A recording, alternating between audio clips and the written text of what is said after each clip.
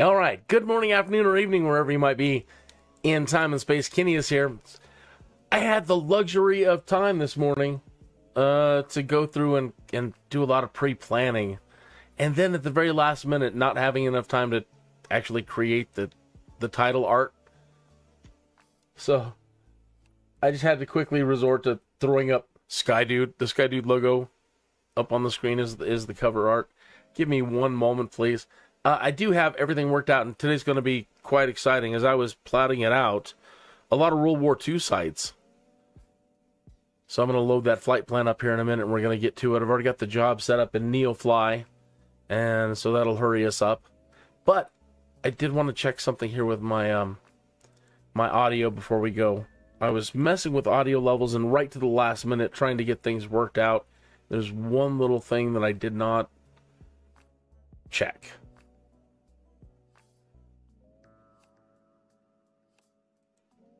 Because of the way I think I have it set right now, like,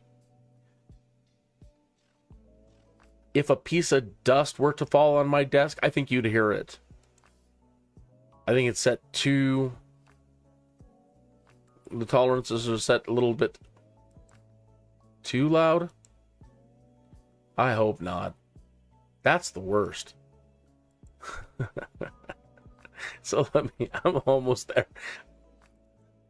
When you want to find the screen that you want.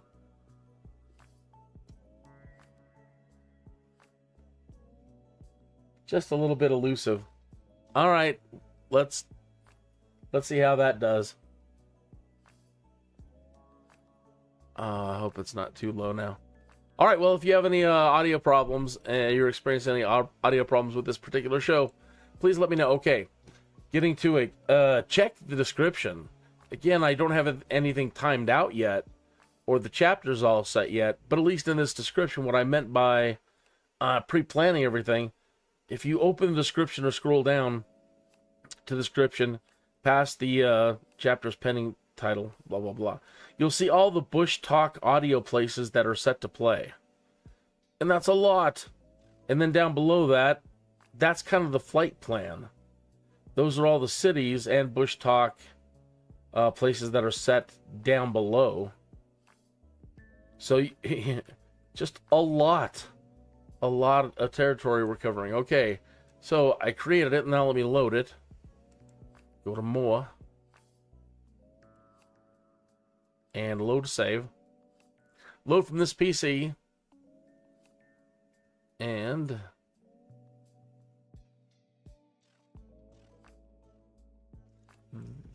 there it is. All right, yeah, and you should be seeing that. There's our flight plan.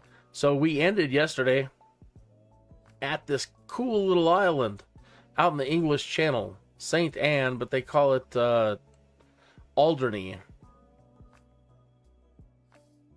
All right, so we're going to be starting there, crossing over here, and as I started making my way over here, I'm like, Cherbourg. Wasn't that in Band of Brothers? That's what my brain is saying. I'm like, are we in Band of Brothers territory? Must be. So as I'm moving around,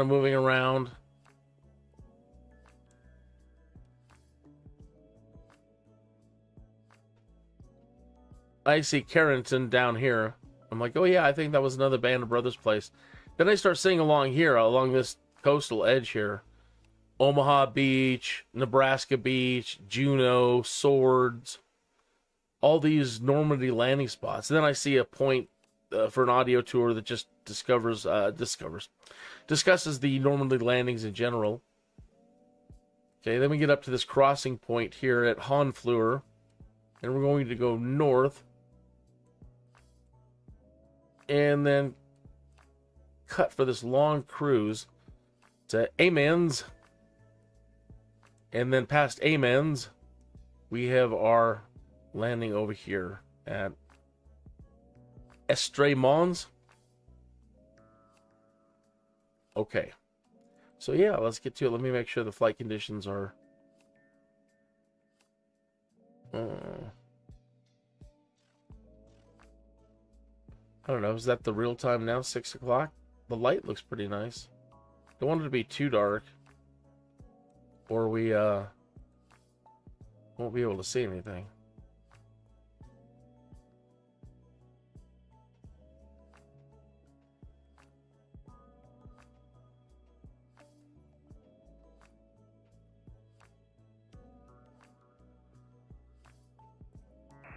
Hello, pilot.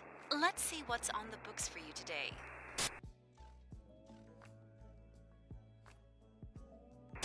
Hi, pilot. New mission, new passengers. Let me know when you are ready to start boarding.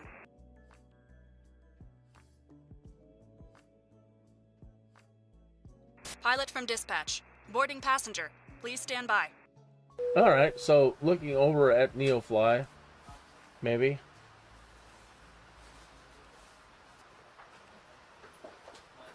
Our job in the hangar is 4 passengers. We need to add 772 pounds. We're going 203 miles, and the reward will be 17,195. Because I'm setting up again. A couple of things we need to turn off. Was testing last night. Transporter from dispatch. Turn that All off. passengers on board. You can ask for the clearance to take off. All right. You're good to go. Contact the tower for clearance.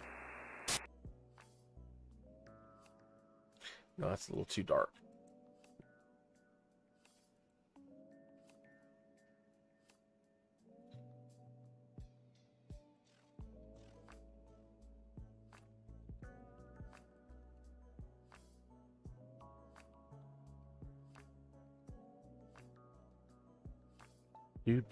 Do.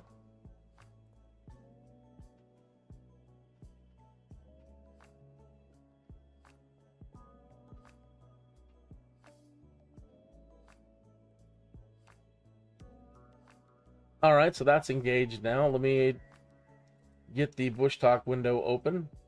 Yeah, these are things I can't do until I pop in here, so sorry about that.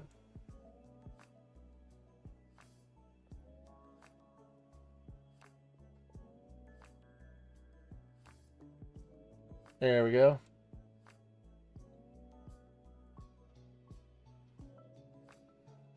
Great. And now I can show you exactly, again, you know where we're at, but once we're logged in here, this cool little island, Alderney.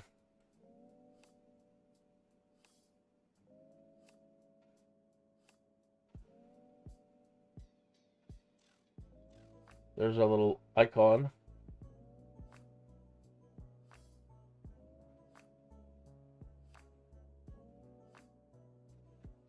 All right. Now, what to do about the weather? The time, not the weather, really. Just the time.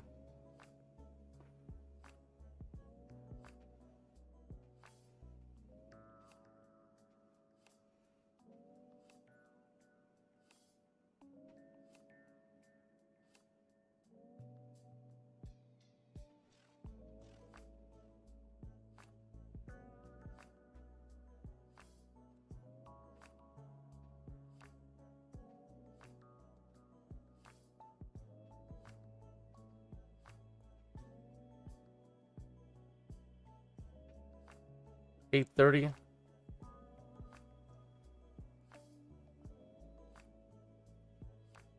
Okay. Well, we'll just leave it at that and see how that looks.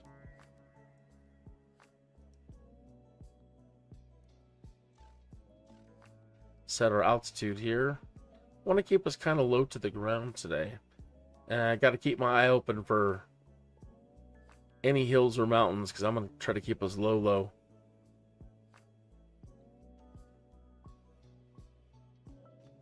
And we're going to be in nav mode.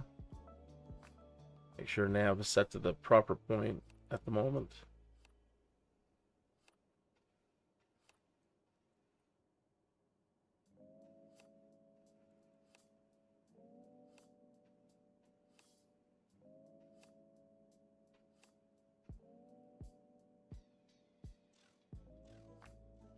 Okay.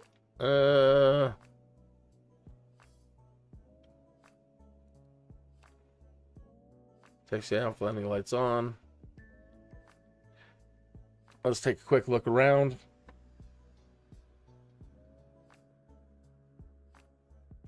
Like I said, cool little island.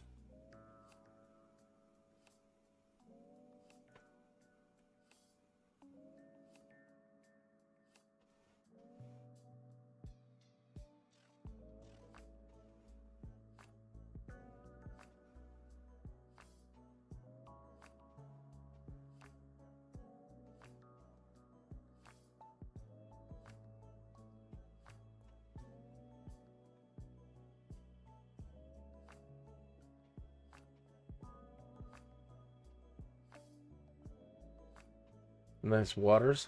You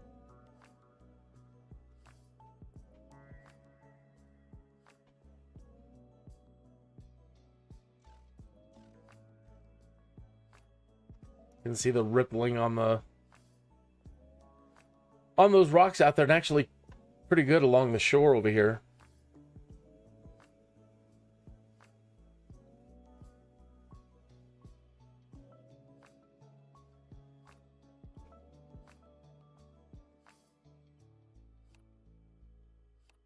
Very pretty.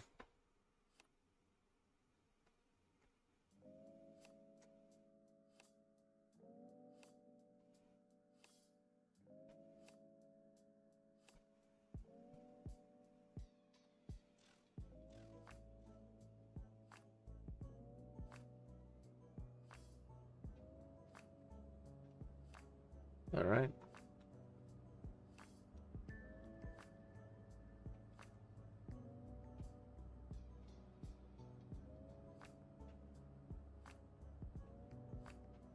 So the first places that I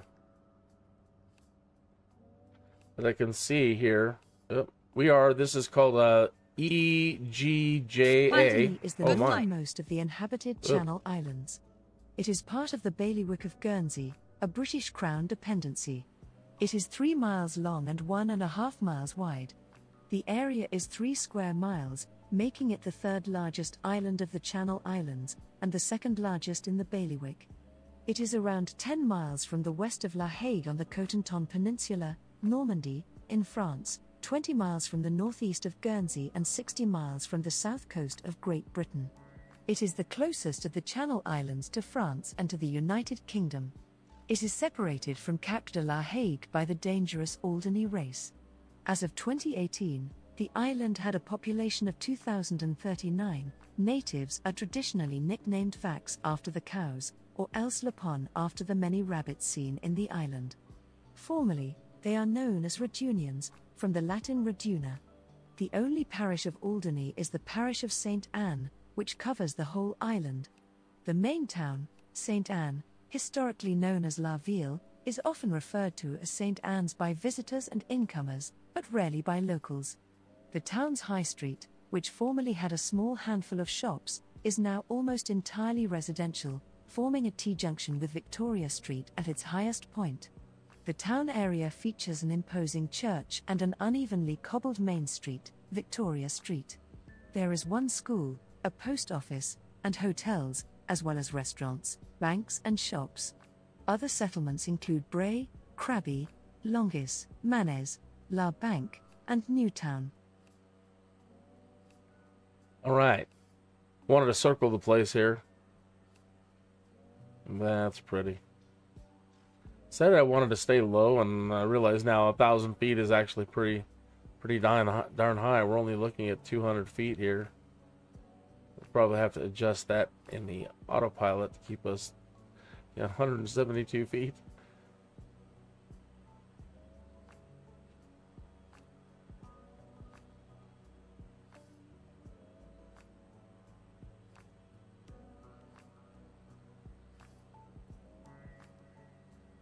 Yeah, let me do that.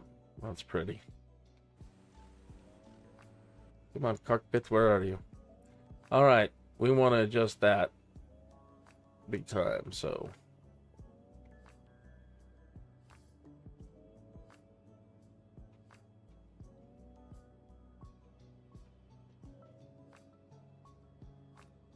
Alright, now we're getting into our autopilot, and I'll go ahead and turn the separator off here. We will turn off our landing lights. Don't need that. We don't need the prop in full. Because basically we're just kind of in cruise now.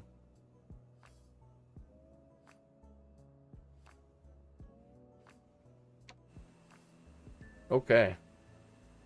That put us back to that mode. That's the mode we want.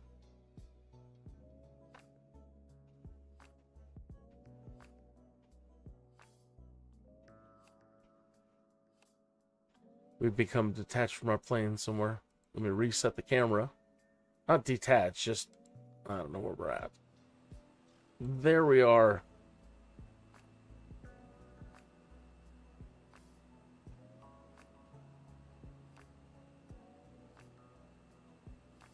All right, so what I see coming up here is La Hague. The BUSHTALK sites that are supposed to be coming up here are La Hague Site, La Hague Brecourt, Landermer, Ernville. Oh, these are places.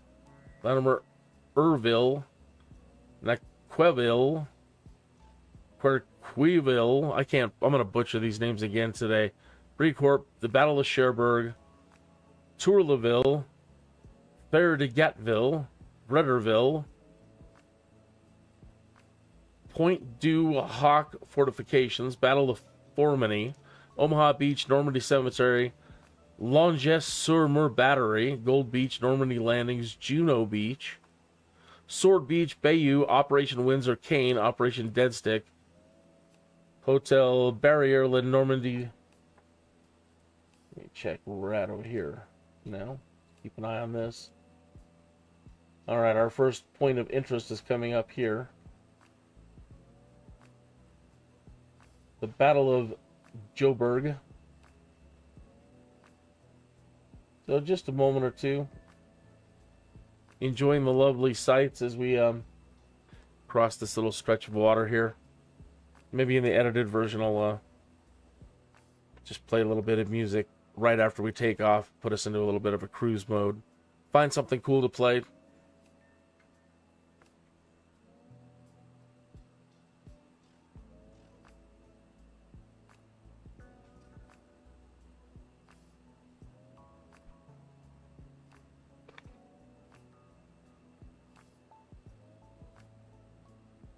$18 minutes after the hour.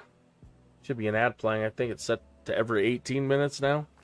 The YouTube by default, I think. Or whatever I've got it set to. 18? I don't know why 18. Why 18? Why isn't it 15, 30, 45, top of the hour? Who decided 18?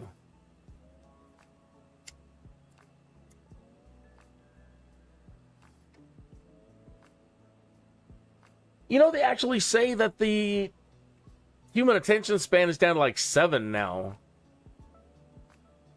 So in television, you know, in the early days, I think, yeah, there used to be a break like every 20 minutes, 15, 20 minutes. And then it became more and more frequent. I think we're down to like 7 minutes. But in a long show, once every 7 minutes, I don't know. I don't know what the psychology is on that. Is it better to limit them to 15 or 30 minutes, or just because of today, 7 minutes? I think that'd be annoying. All right, we're getting ready to pass the Battle of whatever right now. Let's see if it'll trigger on its own.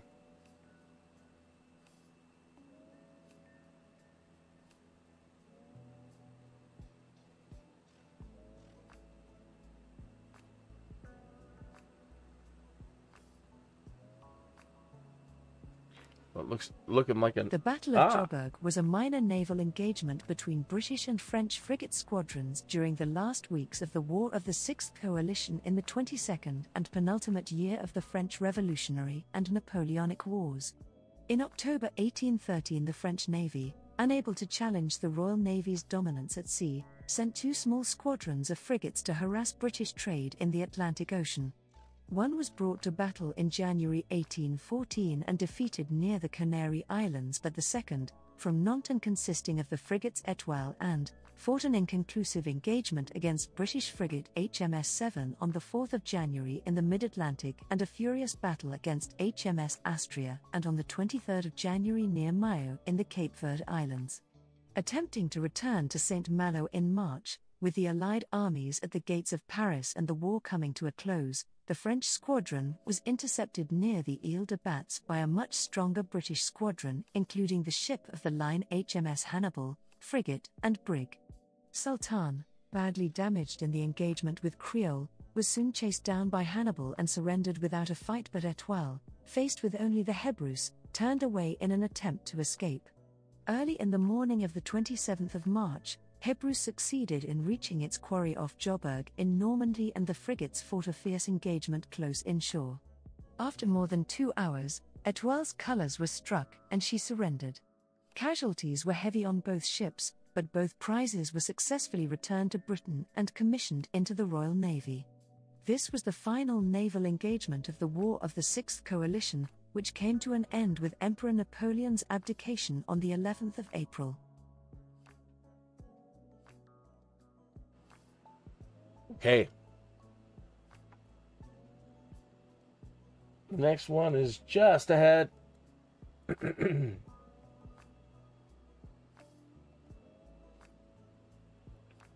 Do, do, do, do.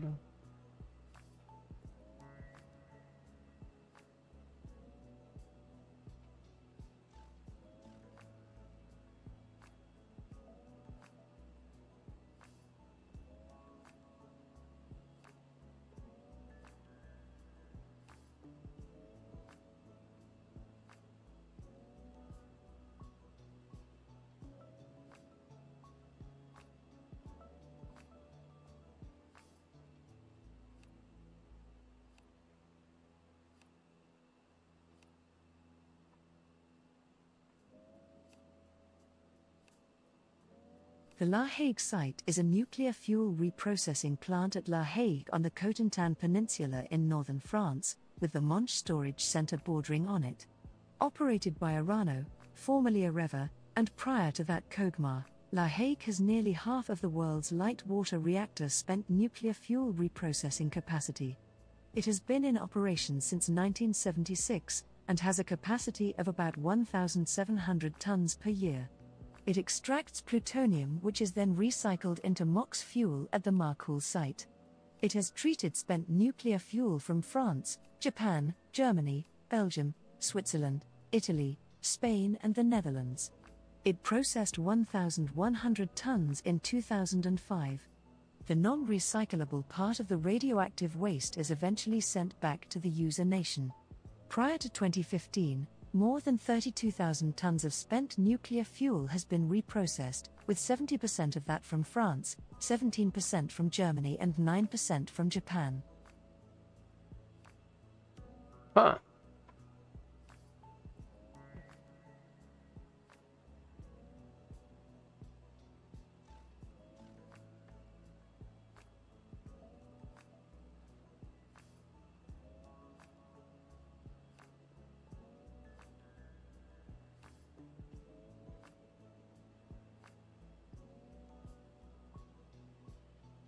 Next point here, Bricourt.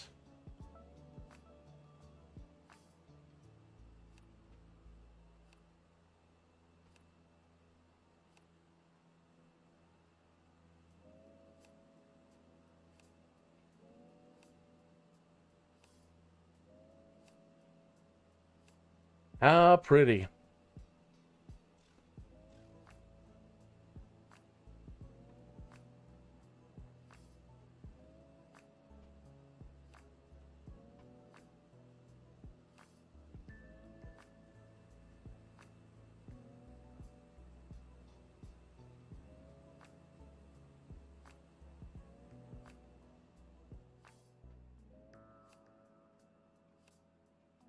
Ooh, I'm so sorry.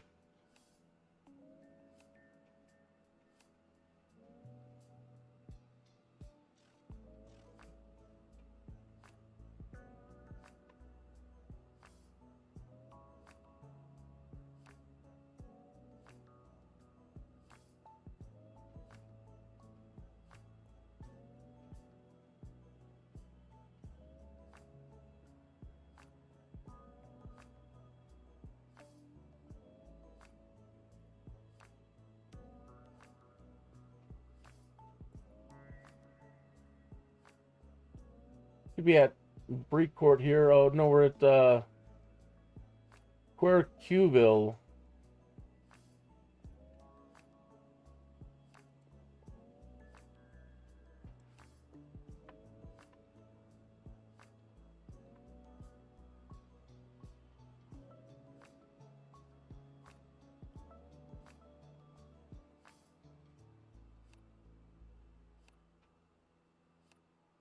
And Brecourt coming up in just a moment here.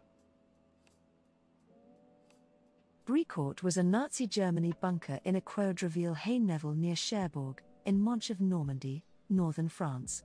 Codenamed Ulcala Cherbourg, Cherbourg oil cellar, Brecourt's structure is located at the foot of a hillside on which the French Navy had 8 underground galleries dug for the storage of fuel oil in the 1930s. These installations were reused by the German army to store V-2 rockets. Early in 1944, the facility was converted to a V-1 flying bomb launch facility.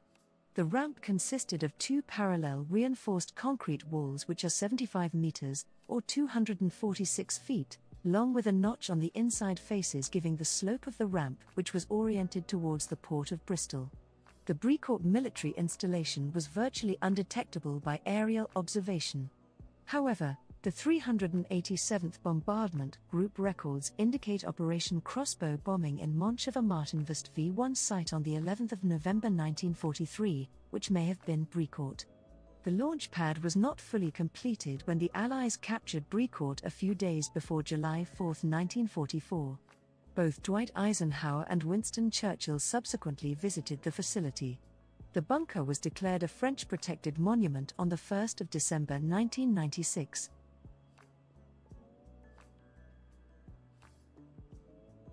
Yeah, all right.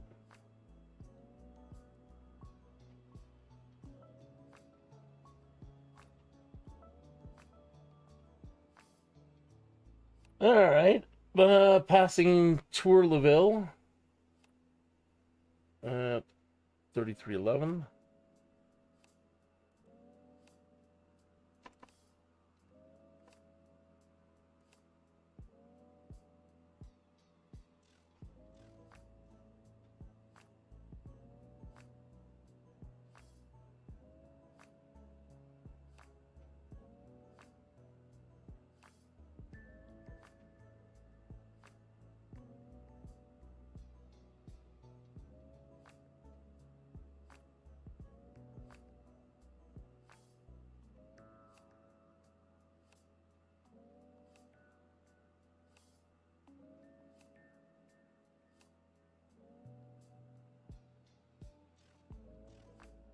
Wow, it's nice down there.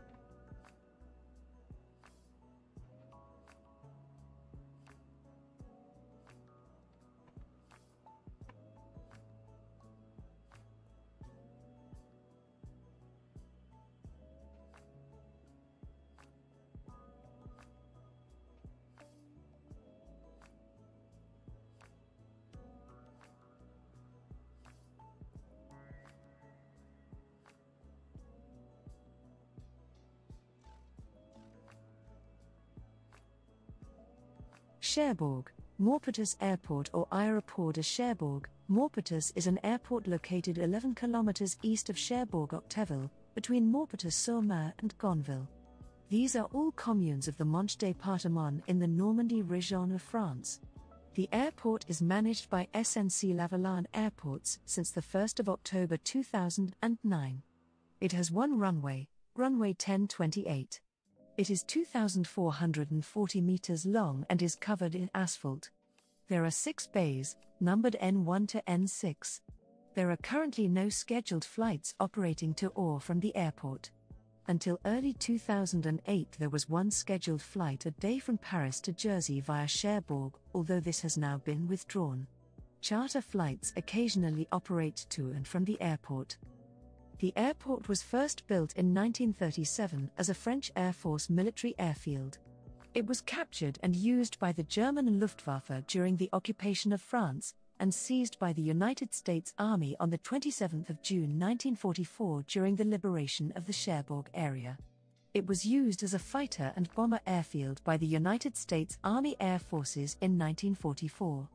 After the Americans moved east into central France with the advancing Allied armies, the airfield was used as a resupply and casualty evacuation airfield for several months, before being closed on the 22nd of December 1944.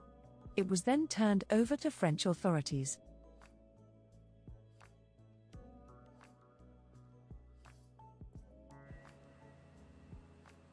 All right.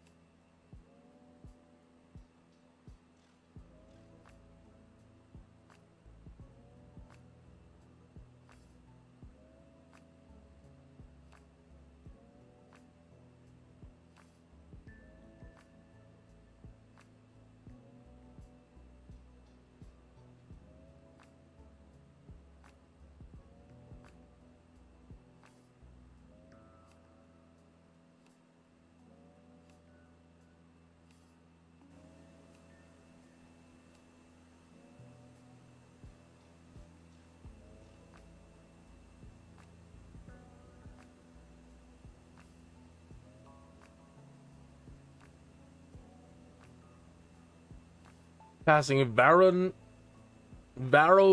making a little bit of a turn here.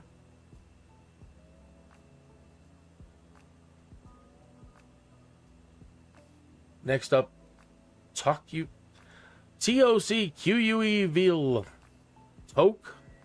Toku?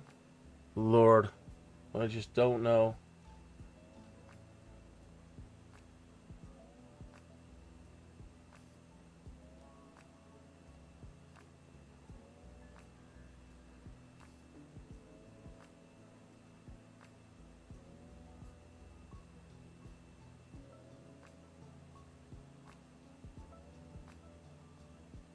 Next up here, Valkenville.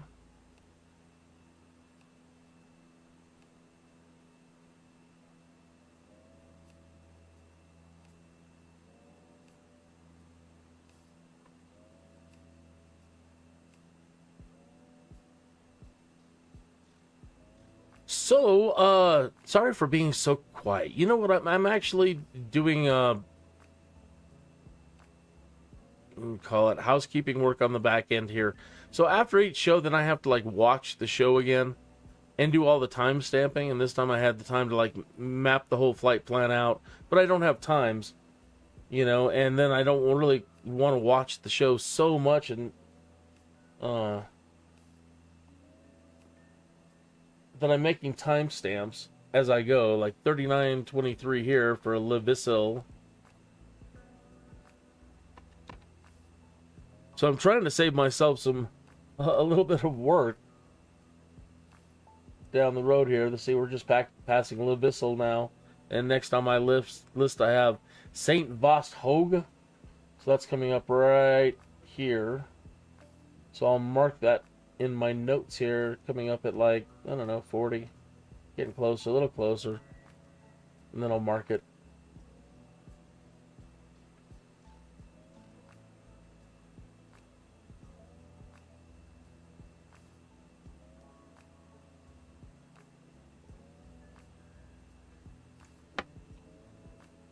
So yeah, right about here. So that's 4012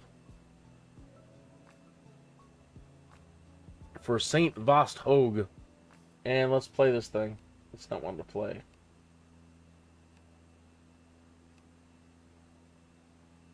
The action of the 15th of November 1810 was a minor naval engagement fought during the British Royal Navy blockade of the French Channel ports in the Napoleonic Wars. British dominance at sea, enforced by a strategy of close blockade, made it difficult for the French Navy to operate even in their own territorial waters. In the autumn of 1810, a British squadron assigned to patrol the Baie de la Seine was effectively isolating two French squadrons in the ports of Le Havre and Cherbourg. On the 12th of November, the squadron in Le Havre, consisting of frigates, and attempted to reach Cherbourg at night in order to unite the squadrons. This squadron was spotted in the early hours of the 13th of November by the patrolling British frigates HMS Diana and HMS Niobe, which gave chase. The French ships took shelter at the heavily fortified Îles Saint-Marcouf, sailing the following morning for the anchorage at Saint-Vaast-la-Hougue. For 2 days the British frigates kept watch, until two ships of the line from the blockade of Cherbourg, HMS Donegal and HMS Revenge, arrived. On the 15th of November, the British squadron attacked the anchored French ships, which were defended by shore batteries at La Hougue and Téchou. After 4 attempts to close with the French, the British squadron, under heavy fire, withdrew. During the night, the British commander, Captain Pulteney Malcolm, sent his ship's boats close inshore to attack the French ships with Congreve rockets, a newly issued weapon. None are recorded as landing on target, but by morning both frigates had been forced to change position, becoming grounded on the shore. The French ships were later refloated, and Malcolm's squadron maintained the blockade until 27 November, when Amazon successfully escaped back to Le Havre. The damaged Elisa remained at anchor until 6 December, when an attack by a British bomb vessel forced the frigate to move further inshore, becoming grounded once more. Elisa remained in this position until 23 December, when the boats of Diana entered the anchorage at night and set the beached ship on fire, destroying her. Nice. All right, 42-38 for... What happened? Querqueville.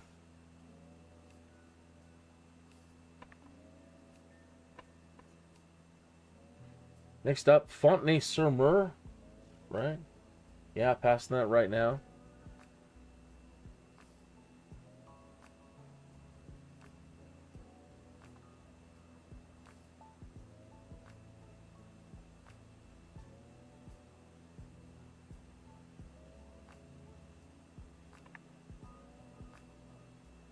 Saint-Marcouf.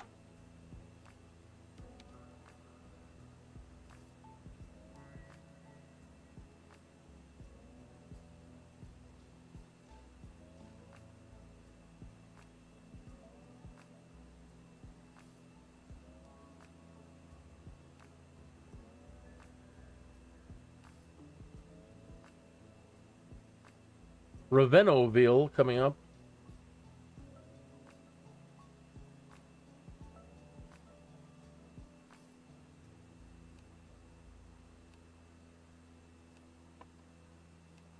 Mark that as 44.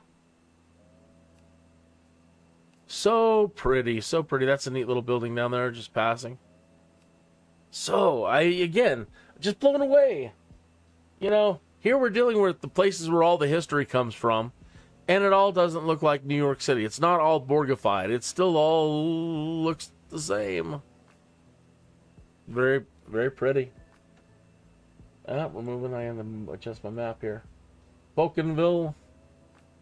No, the next place I have on my list here is Maffau. Like Walter Maffau.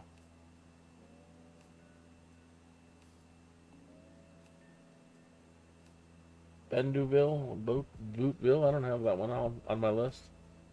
Where did Maffau go?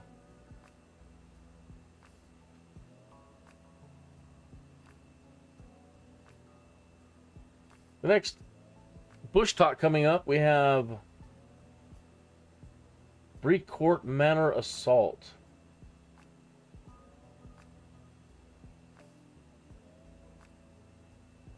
Brecourt Manor Assault. Guess no Maffau.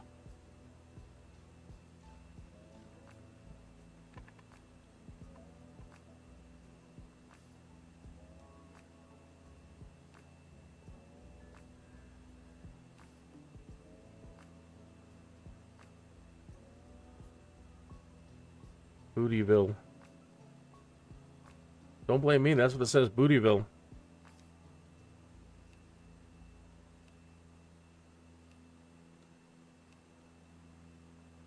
Alright, we're passing this manor assault. The Bricourt Manor assault during the U.S. parachute assault of the Normandy invasion of World War II is often cited as a classic example of small unit tactics and leadership in overcoming a larger enemy force. Upon arrival at the battery location, Winters made his plan. He positioned a pair of M1919 machine guns for covering fire and sent several soldiers to one flank to destroy a machine gun position with grenades and provide covering fire. While the trenches connecting the artillery positions provided the Germans with an easy way to supply and reinforce the guns, they also proved to be their biggest weakness. After destroying the first gun position, Winters and the rest of his team used the trenches as covered approaches to attack the remaining guns in turn. Each gun was destroyed by placing a block of TNT down its barrel and using I remember German that stick in the grenades to Band set of off Brothers. the charges. Reinforcements from Company D, led by 2D Lieutenant Ronald C. Spears, arrived to complete the assault on the fourth and last gun. Spears had a reputation as an excellent and extremely aggressive officer, and he led his men against the last gun position by running outside the trenches, exposing himself to enemy fire. After the four guns were disabled, Winters' That just team sounds came under funny. heavy machine gun fire I know what from they mean, Bricourt but- Manor and withdrew. He had discovered a German map in one gun position that was marked with the locations of all German artillery and machine gun positions throughout that area of the Cotentin Peninsula. This was an invaluable piece of intelligence, and once Winters returned to Le Grand Chemin, he passed it on to the 2nd Battalion intelligence officer, who passed the information up the chain of command.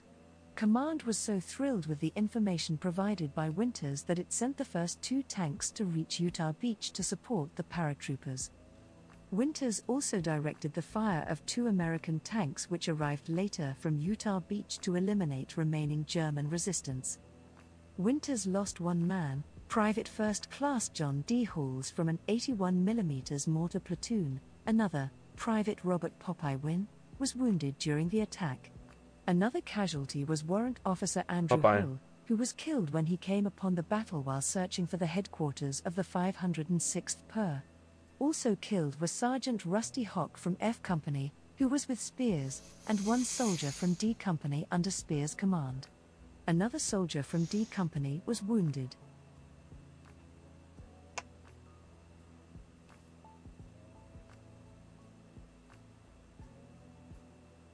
Band of Brothers was unbelievable. I wish they would make it a little bit easier to read the text, and if there is a way to do it, I haven't figured out yet, and I'll mess with that a little bit later. But I would really like the text to pop out a lot more. It's really hard to read on these backgrounds. Osmondville.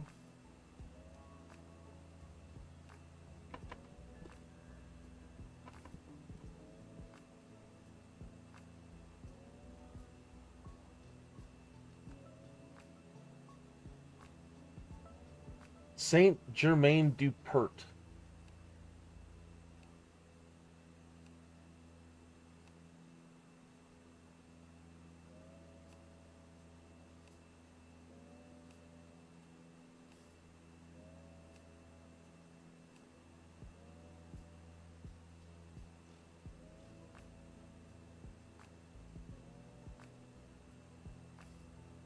Saint-Germain-du-Port. I'm really enjoying editing my live streams. So, due to a misunderstanding, my misunderstanding of YouTube policy, I've been making a lot of mistakes. So now I have to download every live stream that I've done and re-upload them. And I can also do an edited version. And I'm really enjoying editing down these shows. So like 2 hours to 3 hours down to 30 minutes. And making them a brand new thing. You know, with music and graphics and other enhancements to just make it a completely different beast from these podcasts. Cutting out a lot of my yada, yada, yada, yada, and adding music and speeding up time a little bit when we fly bigger distances. and I'm having a lot of fun. So, if you do find these too long, I get it. They can get really boring. Then please check out the edits that I'm putting up. It's going to take me a while to get all the edits done for all the episodes, but I'm doing my best. And I've got a few up there just to give you an idea of what I'm trying to do. And hopefully you'll be very pleased. 5109. We are at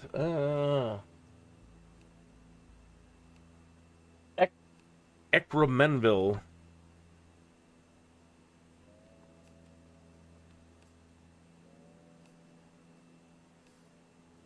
Yes. AGnerville.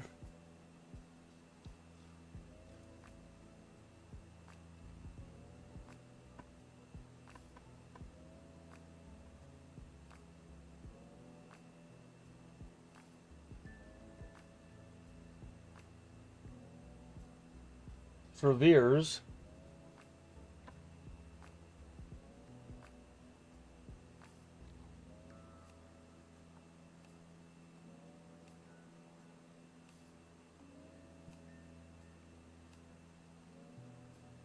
That's a little pretty winding little stream river there. Again, everything's just so idyllically pretty here. So sad, so much bad stuff. So much war. Oh, we missed something. Let me pause. We passed it. It's right back here. The Battle of Formigny? Something. Yeah. The Battle of Formigny, fought on the 15th of April 1450, was a major battle of the 100 Years' War between the Kingdom of England and the Kingdom of France. The destruction of England's last army in Normandy in the battle and the decisive French victory paved the way for the capture of the remaining English strongholds in Normandy. The French, under Charles VII, had taken the time offered by the Treaty of Tours in 1444 to reorganize and reinvigorate their armies. The English, without clear leadership from the weak Henry VI, were scattered and dangerously weak. When the French broke the truce in June 1449, they were in a much improved position. Pont-Audemer, Pont-l'Évêque and Lisieux fell in August, and much of Normandy was retaken by October. The English had gathered a small army during the winter of 1449. Numbering around 3,400 men, it was dispatched from Portsmouth to Cherbourg under the command of Sir Thomas Kyriel. Kyriel advanced south, laying siege to Valognes, which blocked Cherbourg from the rest of the peninsula. Valognes fell on the 27th of March after a short siege, and Kyriel continued his advance toward French-held Carantan. When the English army circled Carantan on the 12th of April, the French declined to sally, although there were a number of smaller skirmishes. Kyriel turned Mustang Sally, reaching the village of Formigny on the 14th of April. A French army of 3,000 men under Jean de Bourbon, who was also Comte de Clermont, advanced east from Carantan to intercept the English force. Clermont, On the same day, a force of 1,200 to 2,000 Breton cavalry, under Arthur de Richemont, had reached Sonlo from the south. On the 15th of April, Clermont's forces were sighted by the English. The armies faced each other on the Carantan Bayou Road, near a small tributary of the Our, the English with their backs to the stream. The English formation was 4,000 to 5,000 strong and gathered in a long line behind a thicket of stakes and low earthworks. In the afternoon, the French opened the engagement with a failed assault on the English position with their dismounted men at arms. French cavalry charges on the English flanks were also defeated. Clermont then deployed 2 culverins to open fire on the English defenders. Unable to withstand the fire, the English attacked and captured the guns. The French army was now in disarray.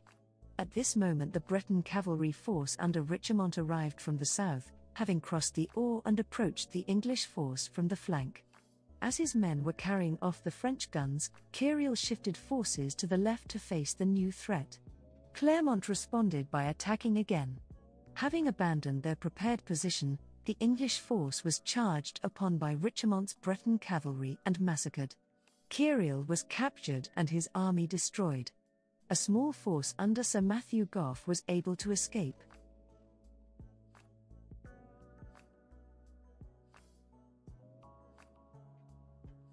Of course it's going to catch me. Oh, pardon. Darn cold. Yeah, right. So, right when she stops talking, that's when I have to start speaking. Blah, blah, blah. Okay.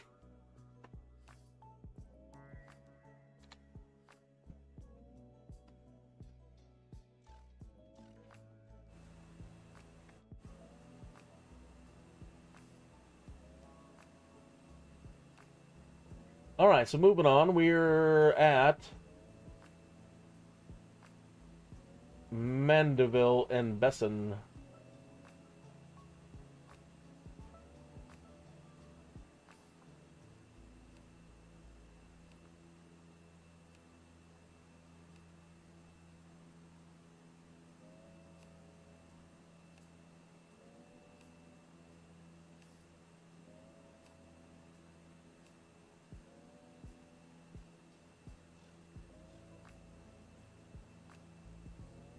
Mosley, M-O-S-L-E-S.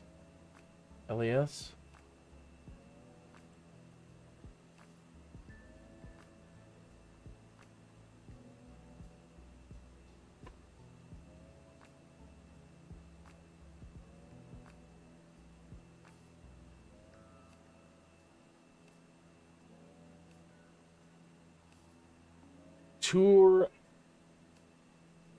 En Bessen. Bessen?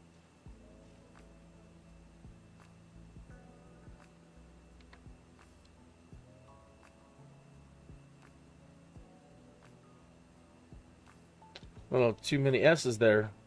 Typing as I go here. Tour En Bessen. Added like 13 S's.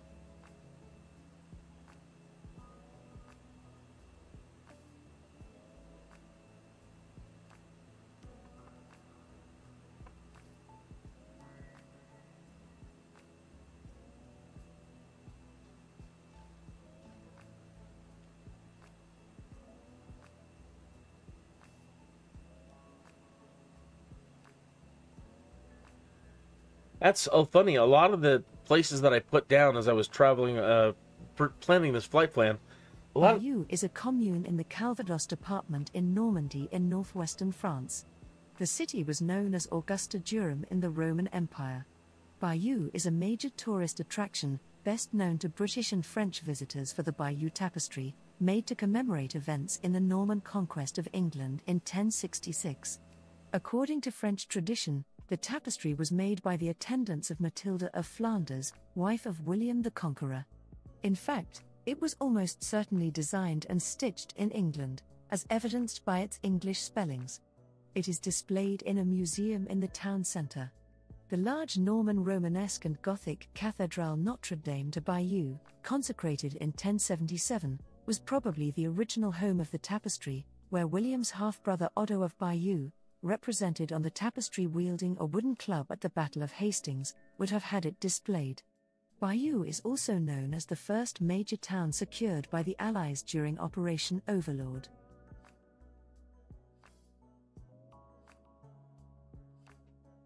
Operation Overlord. I'm sure that is part of Band of Brothers as well, but I don't remember. And I used to have a much better memory, you know. Starting to go with age.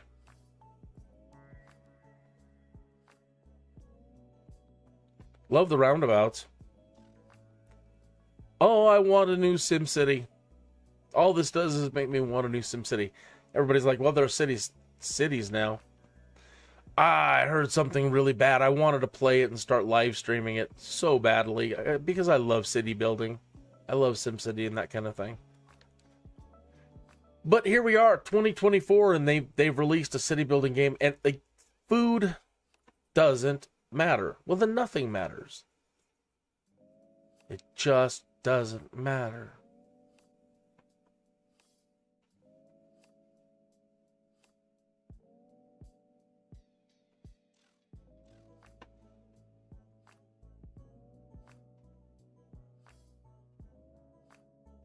So one little last look here. Have a sip of coffee. Okay, so leave that up for a few more seconds, and then we'll pop back over to Bush Talk.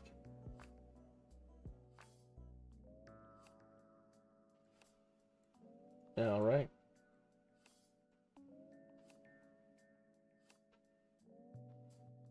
So, oh, okay.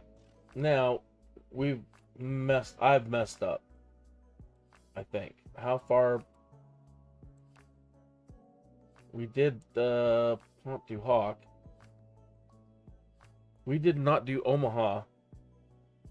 So let's fix that right now. And I'm sorry, I just need to turn around and get the plane over there. Just been paying more attention. Oh my goodness, excuse me. Peanut butter sandwich, yikes. Alright. So I want to turn around and go. I'm facing about 95, and I want to go about 280.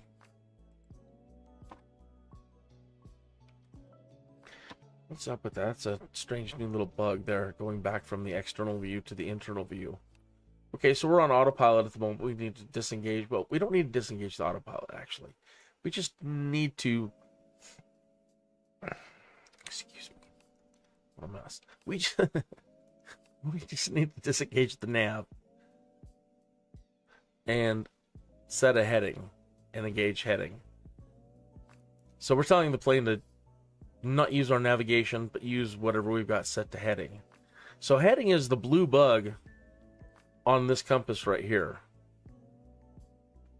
See where it's the little blue bug is at north? Okay, we're flying east. We're at 100. That was off 5 degrees.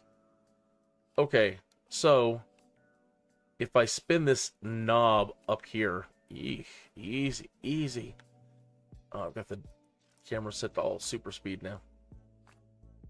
The heading button. If you rotate that, oh my God, then that bug will move. So let me do that now. And I said I wanted to go west.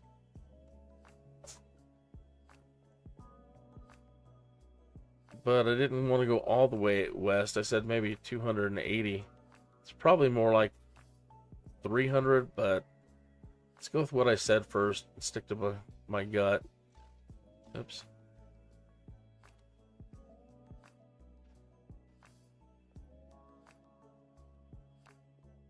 There's 280 exactly. Okay. No, see, that's off. That's taking us directly behind. I am off. Okay, so let's try.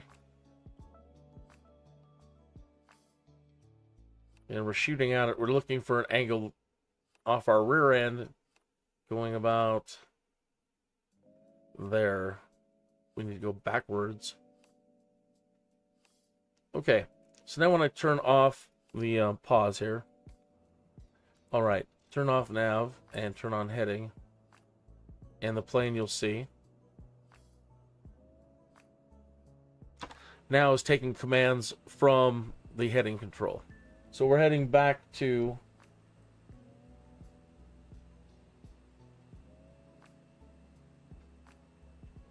the beaches, the Normandy landings.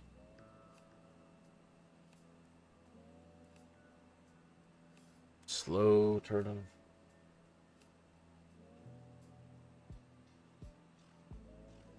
So I was shooting for this point here, shooting for Omaha.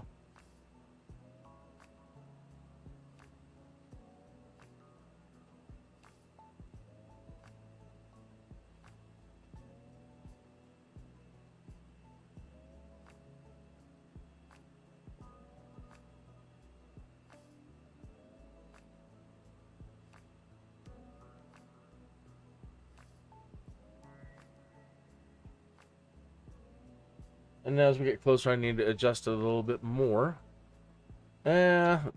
So I was off. That's okay.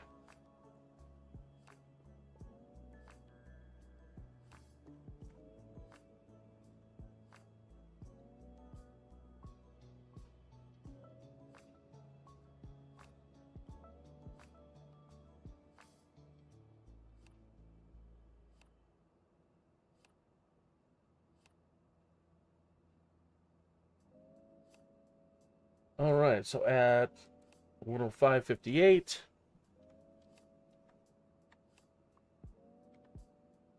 we're at comms, COMMES.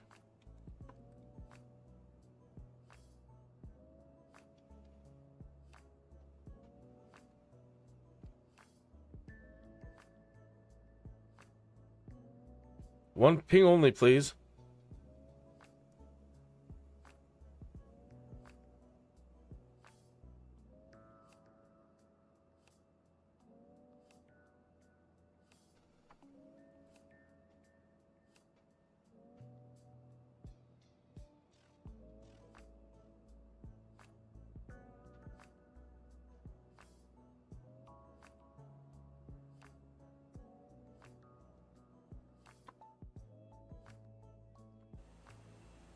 All right, so we're doubling back, and we're going to be passing over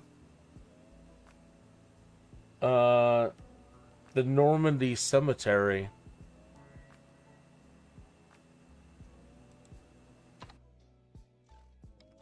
Okay, something else I want to do then. Get back to the cockpit.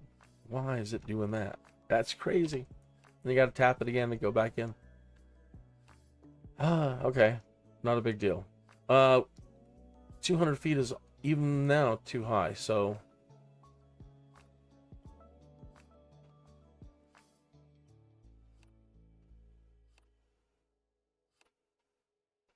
We're at 1,200 feet. No wonder.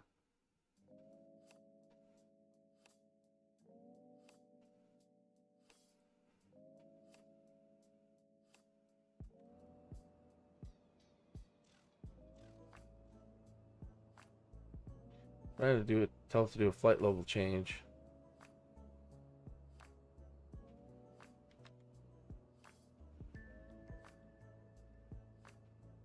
And I think I'll even deploy some flaps.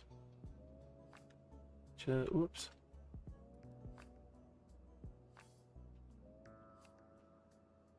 Just a tiny bit.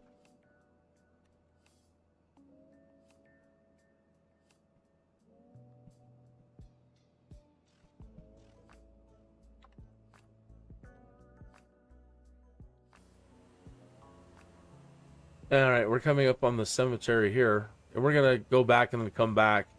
So we'll get...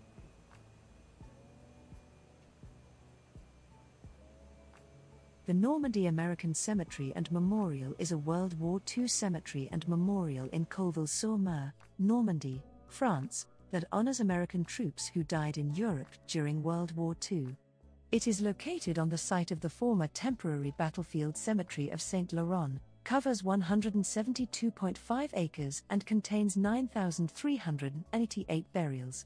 A memorial in the cemetery includes maps and details of the Normandy landings and military operations that followed.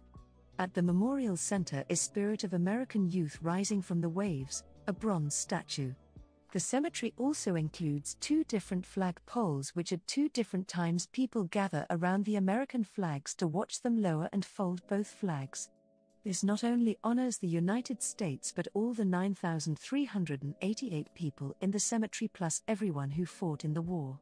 The cemetery, which was dedicated in 1956, is the most visited cemetery run by the American Battle Monuments Commission with 1 million visitors a year.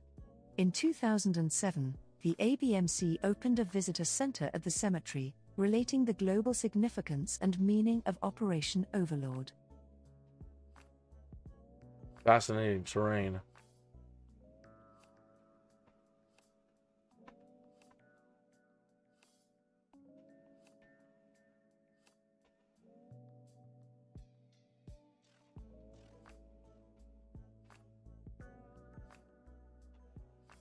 I'm surprised I don't see the the fields of tombstones, that the markers aren't being indicated, or I'm off, but I don't see them.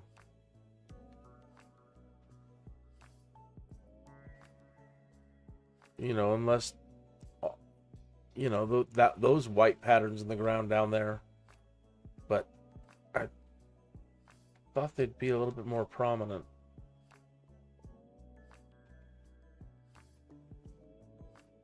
Just giving another look to the area here, just in case.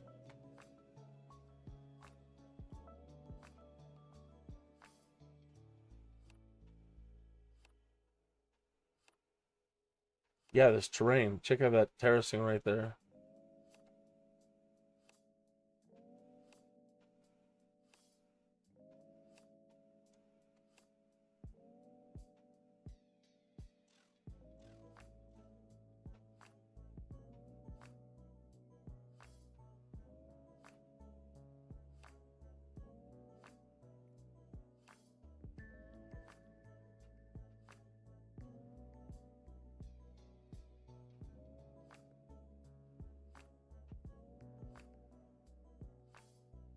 Yeah, all right, so we're still a bit away from Omaha. Not much.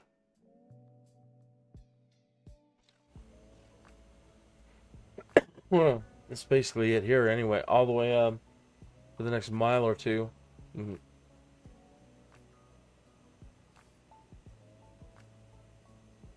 It's probably more like 5 miles. So they had to come in and climb up these hills, and then they had all the German batteries up there.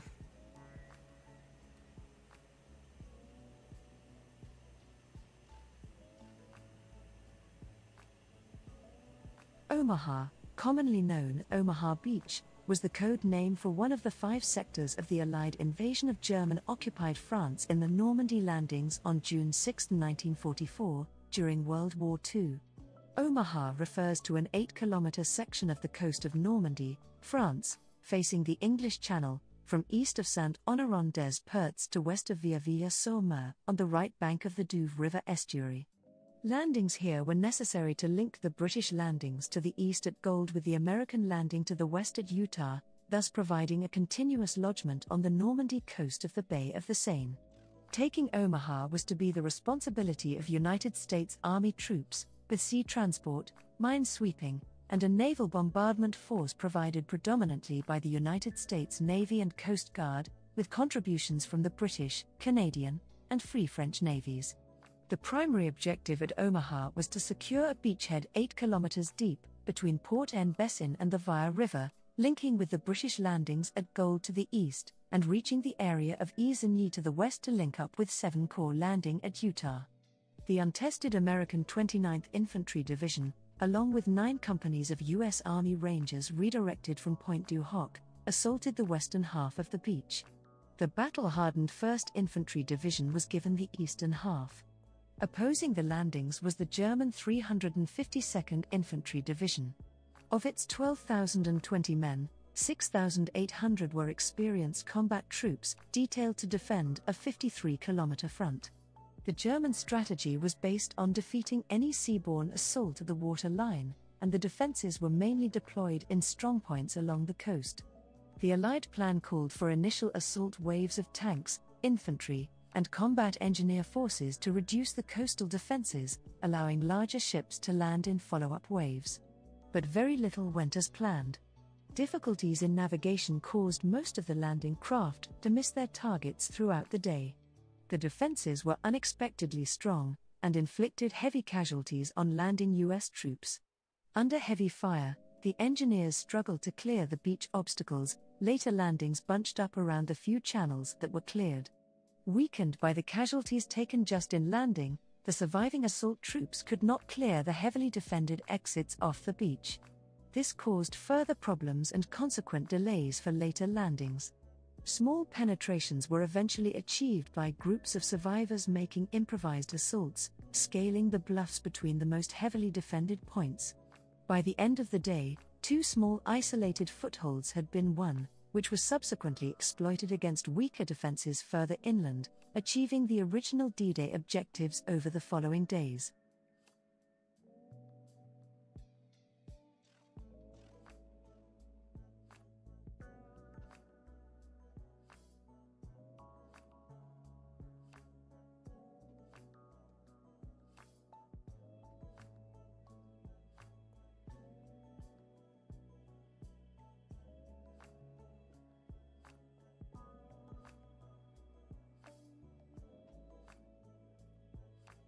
All right. So now we have to turn back around.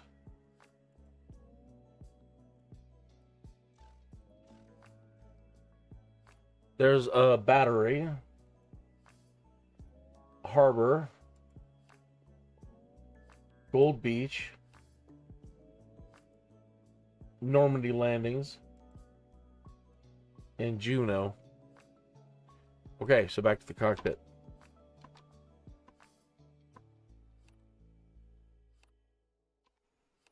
Silly, silly.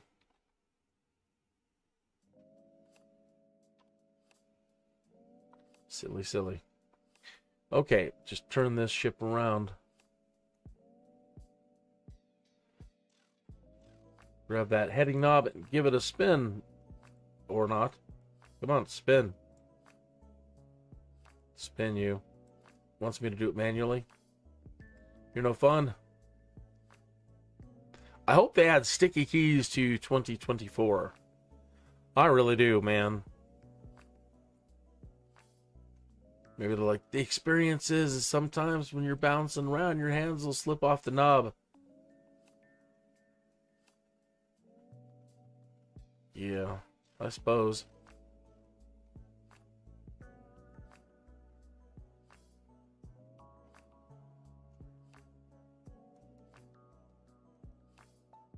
Things like that happen too. You slip off the knob and all of a sudden you're zooming your camera.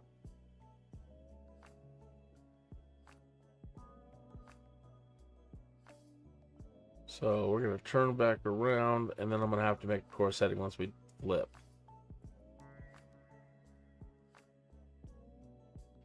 All right, well, good enough. Flip around.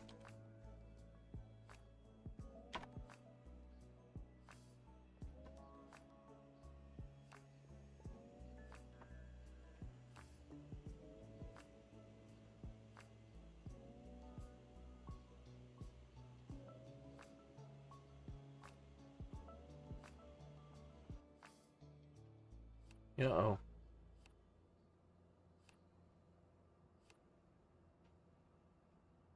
I had too little throttle. Need to put the throttle all the way back in, and oh, we're having some problems. The plane is going to lose control. It's losing control. Hopefully it's trying to catch itself.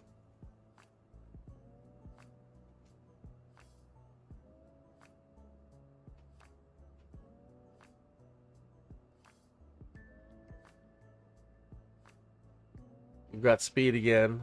It's trying to recover itself. Let me make my heading adjustment. Slow the engine down a tiny bit. We're redlining.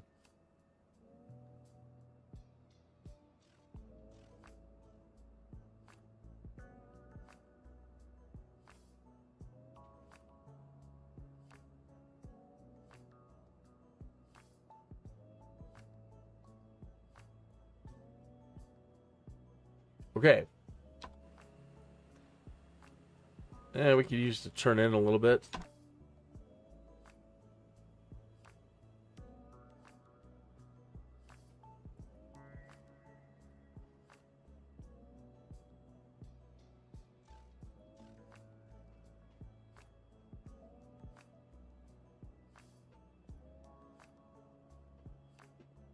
Pardon.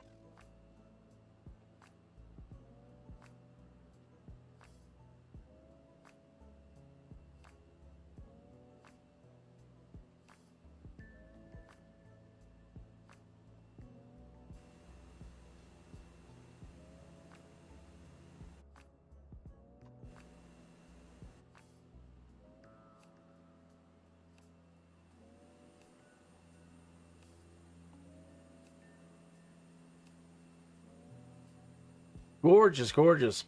Oh, I wish we could play golf in Microsoft Flight Simulator. I know that sounds weird, but you know, that's the age we live in, that you can start combining different things together. That is gorgeous, by the way. Yeah, I mean, we need some more things to do, right? Multiplayer-wise. The camping stuff is really groovy.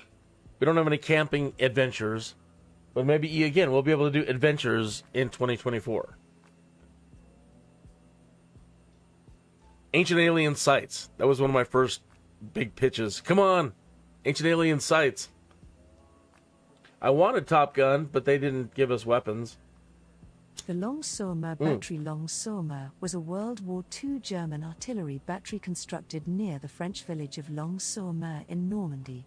The battery was sited on a 60 meters cliff overlooking the sea and formed a part of Germany's Atlantic Wall coastal fortifications. It was located between the Allied landing beaches of Gold and Omaha and shelled both beaches on D-Day. The battery was captured on June 7 and played no further part in the Normandy campaign. The battery is the only one in Normandy to retain all its original guns in situ and was listed an historical monument in October 2001. It remains in a good state of conservation. I don't see it. And that might be it down there. I don't know.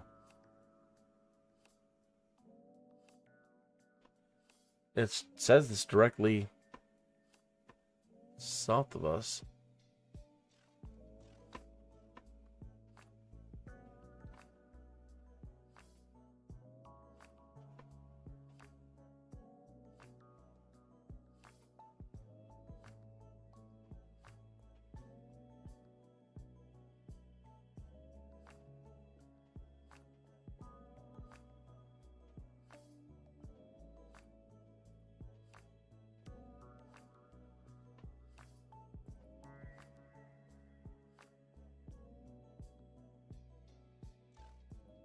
Maybe that thing there. I don't know.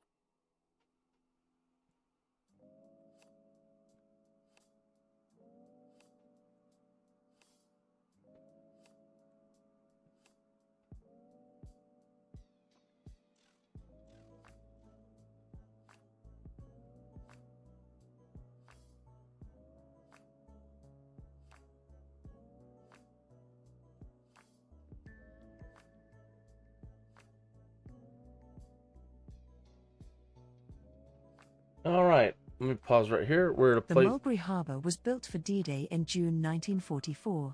The Mulberry Harbour's purpose was to ease and speed up the unloading process so that Allied troops were supplied as they advanced across France after breaking out from Normandy.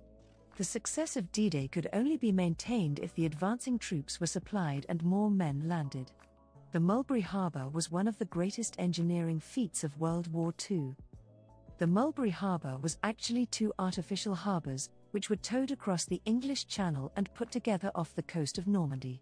One, known as Mulberry A, was constructed at Omaha Beach, and the other, known as Mulberry B, was constructed at Gold Beach. Put together like a vast jigsaw puzzle, when both were fully operational, they were capable of moving 7,000 tons of vehicles and goods each day. Wow. Well, that doesn't seem like much now. You have all this heavy equipment, yada, yada, yada. Still, super impressive. All right. Coming up next, we should be at one of the Gold Beach up ahead.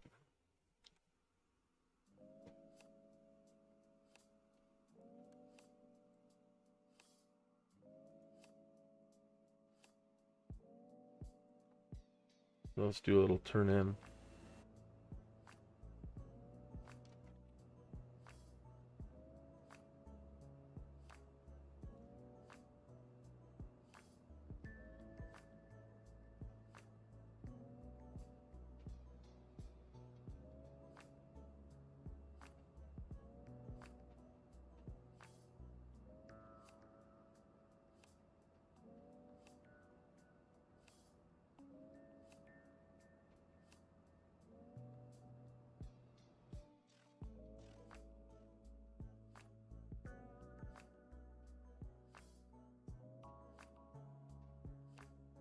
Gold, commonly known as Gold Beach, was the code name for one of the 5 areas of the Allied invasion of German-occupied France in the Normandy landings on 6 June 1944, during the Second World War.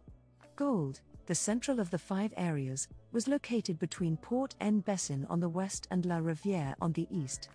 High cliffs at the western end of the zone meant that the landings took place on the flat section between La Hamel and La Rivière, in the sectors codenamed Jig and King. Taking Gold was to be the responsibility of the British Army, with sea transport, mine sweeping, and a naval bombardment force provided by the Royal Navy as well as elements from the Dutch, Polish and other Allied navies. The objectives at Gold were to secure a beachhead, move west to capture Arromanches and establish contact with the American forces at Omaha, capture Bayeux and the small port at Port En Bessen, and to link up with the Canadian forces at Juno to the east. Forces attacking Gold faced elements of the German 352nd Infantry Division and German 716th Infantry Division. About 2,000 men were stationed in the immediate area. On D-Day at Gold, naval bombardment got underway at 5:30, and amphibious landings commenced at 7:25. High winds made conditions difficult for the landing craft, and the amphibious DD tanks were released close to shore or directly on the beach instead of further out as planned. 3 of the 4 guns in a large emplacement at the Longues-sur-Mer battery were disabled by direct hits from the cruisers Ajax and Argonaut at 6:20. The 4th gun resumed firing intermittently in the afternoon, and its garrison surrendered on the 7th of June. Aerial attacks had failed to hit the La Hamel strongpoint, which had its embrasure facing east to provide enfilade fire along the beach and had a thick concrete wall on the seaward side. Its 75mm gun continued to do damage until 1600 hours, when a modified armoured vehicle Royal Engineers tank fired a large petard bomb into its rear entrance. A second casemated emplacement at La Rivière containing an 88mm gun was neutralized by a tank at 7:30. Meanwhile, infantry began clearing the heavily fortified houses along the shore and advanced on targets further inland. The British commandos of No. 47 Commando advanced on Port En Bessen and captured it on the 7th of June in the Battle of Port En Bessen. On the western flank, the 1st Battalion, Hampshire Regiment captured Arromanches, and 69th Infantry Brigade on the eastern flank made contact with the Canadian forces at Juno. Company Sergeant Major Stanley Hollis received the only Victoria Cross awarded on D-Day for his actions while attacking 2 pillboxes at the Montfleury Battery. Due to stiff resistance from the German 352nd Infantry Division, Bayeux was not captured until the next day. British casualties at Gold are estimated at 1,000 to 1,100. German casualties are unknown. All right, and now we're looking at the staging area for Juno.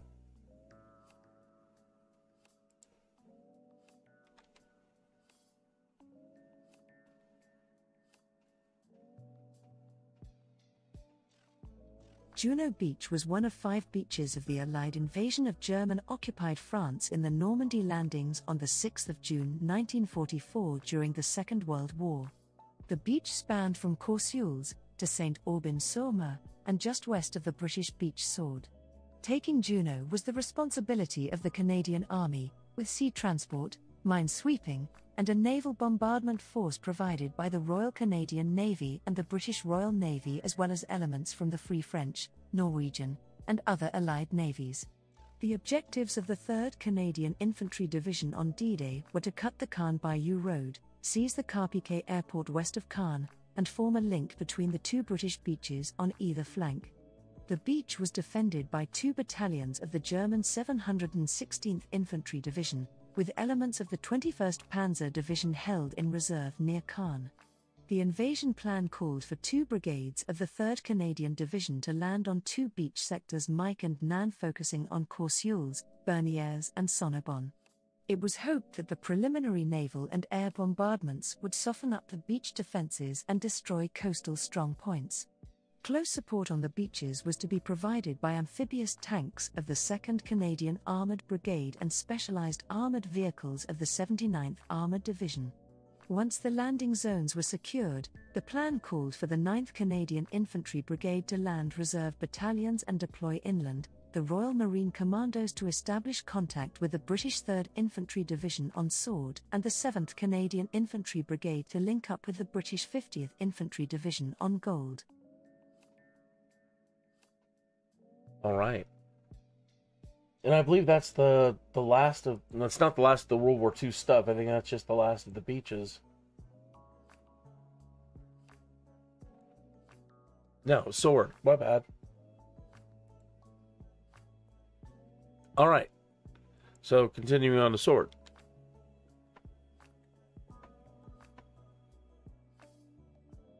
Turn our heading a little bit.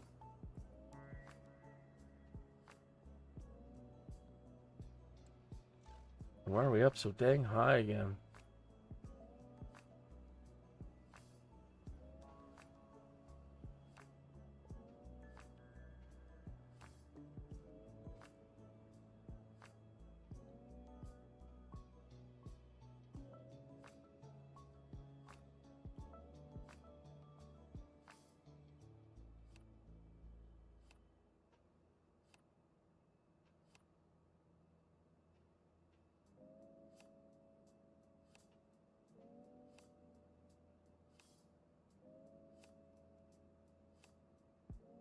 There we go.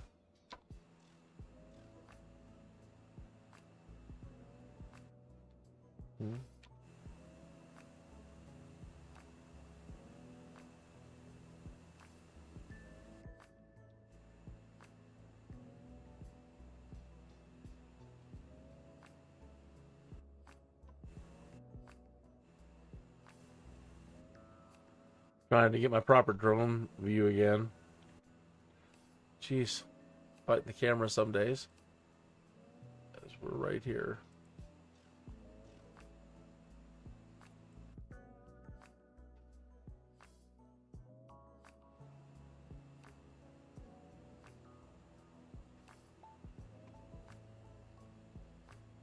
This Sword, commonly known as Sword Beach, was the code name given to one of the 5 main landing areas along the Normandy coast during the initial assault phase, Operation Neptune, of Operation Overlord, the Allied invasion of German-occupied France that commenced on the 6th of June 1944.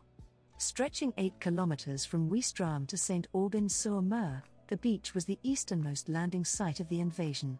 Taking Sword was to be the responsibility of the British Army, with sea transport, mine sweeping, and a naval bombardment force provided by the British Royal Navy, as well as elements from the Polish, Norwegian and other allied navies. Among the 5 beaches of the operation, Sword is the nearest to Caen, being located around 15 kilometers from the goal of the 3rd Infantry Division. The initial landings were achieved with low casualties, but the advance from the beach was slowed by traffic congestion and resistance in heavily defended areas behind the beachhead. Further progress towards Caen was halted by the only armoured counterattack of the day, mounted by the 21st Panzer Division.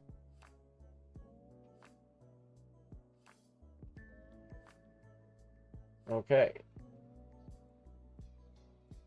Turn directly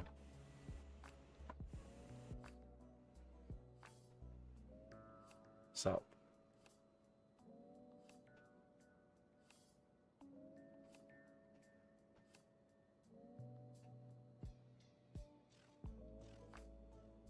And that is Operation Dead Stick 135.52.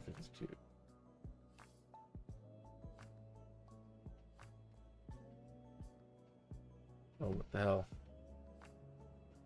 Oh. Shh.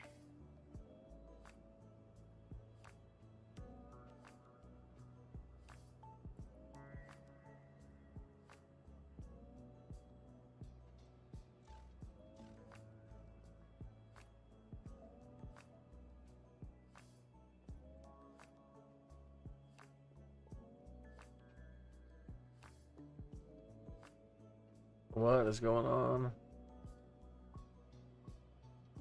Poor autopilot. Alright, let's turn it off. What's going on with you? It's having a tough time figuring itself out today. It's having a little crisis.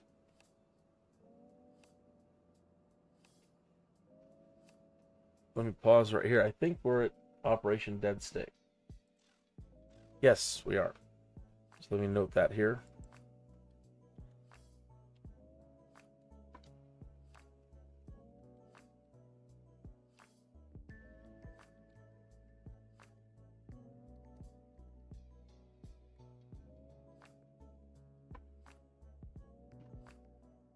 At 1:37:21.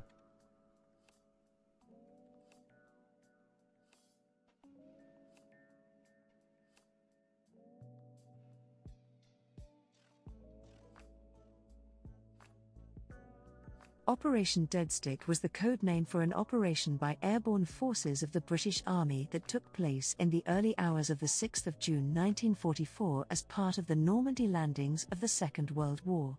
The objective was to capture intact two road bridges in Normandy across the River Orne and the Caen Canal, providing the only exit eastwards for British forces from their landing on Sword Beach. Intelligence reports that both bridges were heavily defended by the Germans and wired for demolition. Once captured, the bridges had to be held against any counterattack until the assault force was relieved by commandos and other infantry advancing from the landing beach. The mission was vital to the success of Operation Tonga, the overall British airborne landings in Normandy. Failure to capture the bridges intact, or to prevent their demolition by the Germans, would leave the British 6th Airborne Division cut off from the rest of the Allied armies with their backs to the two waterways. If the Germans retained control over the bridges, they could be used by their armoured divisions to attack the landing beaches of Normandy. Responsibility for the operation was assigned to the members of Company, 2nd Battalion, Oxfordshire, and Buckinghamshire Light Infantry, part of the 6th Airlanding Brigade, 6th Airborne Division. The assault group comprised a reinforced company of 6 infantry platoons and an attached platoon of Royal Engineers. The British assault group flew from the south of England to Normandy in 6 airspeed Horsa gliders. The pilots of the gliders succeeded in delivering the company to its objective. Both bridges were captured and defended successfully against German tank, gunboat and infantry counterattacks, until relief arrived. All right, now just south of here, I don't want to deviate too far. We're getting a little off track, but south of here we have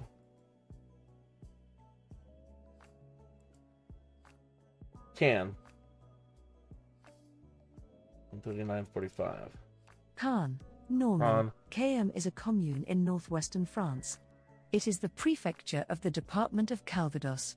The city proper has 108,365 inhabitants, while its urban area has 420,000, making Caen the largest city in former Lower Normandy. It is also the third largest municipality in all of Normandy after Le Havre and Rouen, and the third largest city proper in Normandy, after Rouen and Le Havre. The metropolitan area of Caen, in turn, is the second largest in Normandy after that of Rouen, the 21st largest in France. It is located 15 kilometers inland from the English Channel, 200 kilometers northwest of Paris, and connected to the south of England by the Caen-Portsmouth ferry route. Caen is located in the center of its northern region, and it is a center of political, economic and cultural power. Located a few miles from the coast, the landing beaches, the bustling resorts of Deauville and Cabourg, Norman Switzerland and Pays d'Auge, Caen is often considered the archetype of Normandy. Caen is known for its historical buildings built during the reign of William the Conqueror, who was buried there, and for the Battle for Caen, heavy fighting that took place in and around Caen during the Battle of Normandy in 1944, destroying much of the city. The city has now preserved the memory by erecting a memorial and a museum dedicated to peace, the Memorial de Caen.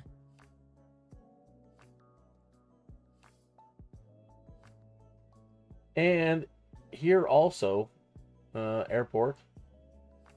Oh, another operation. Windsor, Operation Windsor, 141:33. Operation Windsor was a Canadian attack, which was part of the Battle of Normandy during the Second World War.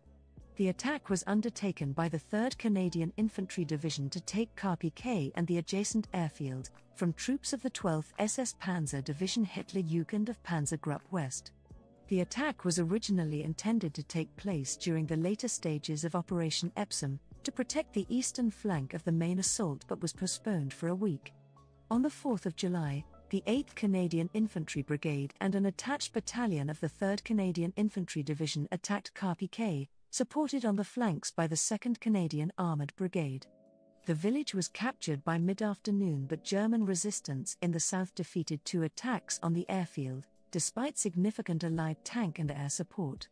Next day the Canadians repulsed German counterattacks and held the village, which served as a base for Operation Charnwood, a Second Army attack on Caen, involving the rest of the 3rd Canadian Infantry Division on the 8th of July, and the airfield was captured by the Canadians on the 9th of July. Okay. Now we need to get back on course here.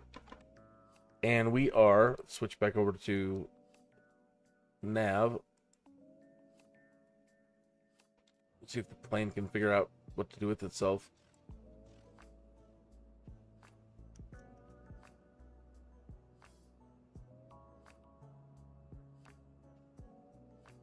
Operation Deadstick was the code name for an operation by airborne forces of the British Army that took place in the early hours of the 6th of June 1944 as part of the Normandy landings of the Second World War. The objective was to capture intact 2 road bridges in Normandy across the River Orne and the Caen Canal, providing the only exit eastwards for British forces from their landing on Sword Beach. Intelligence reports that both bridges were heavily defended by the Germans and wired for demolition. Once captured, the bridges had to be held against any counterattack until the assault force was relieved by commandos and other infantry advancing from the landing beach. The mission was vital to the success of Operation Tonga, the overall British airborne landings in Normandy.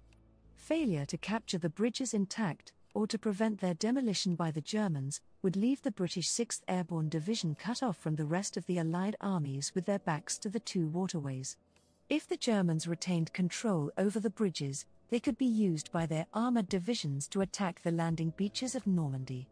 Responsibility for the operation was assigned to the members of Company, 2nd Battalion, Oxfordshire, and Buckinghamshire Light Infantry, part of the 6th Airlanding Brigade, 6th Airborne Division.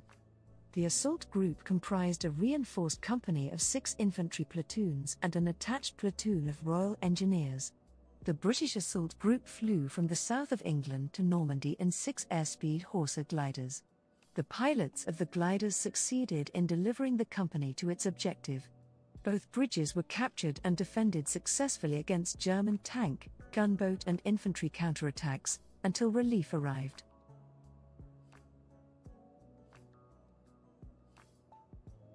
Sorry, I let that one run twice.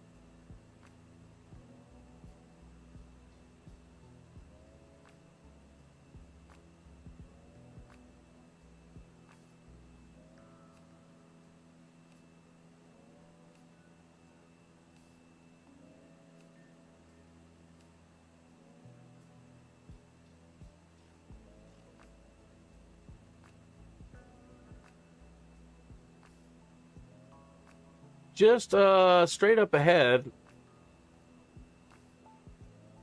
we'll be making a turn to the north. We're going to be crossing a body of water, a small body of water, and then almost heading straight north. And then we're going to be going almost straight east for a while, and then kind of southeast to our destination. We should have another trigger coming up here in just a moment here.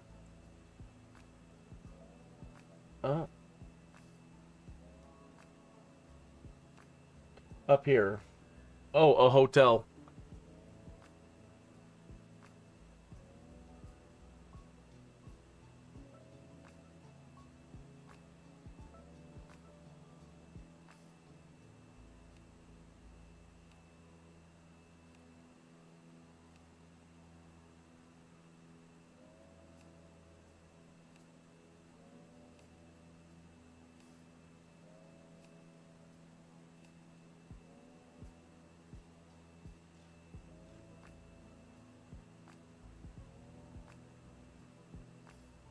The Houlgate, Houlgate, Houlgate.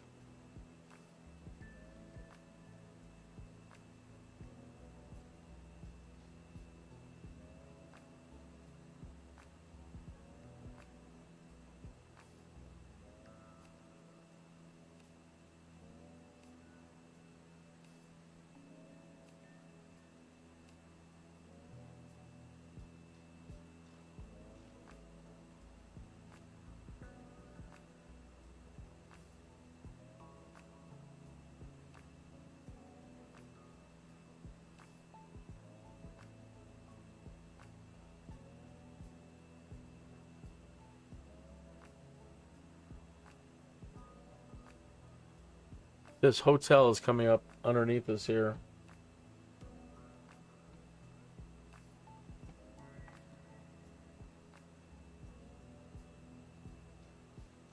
Beanerville?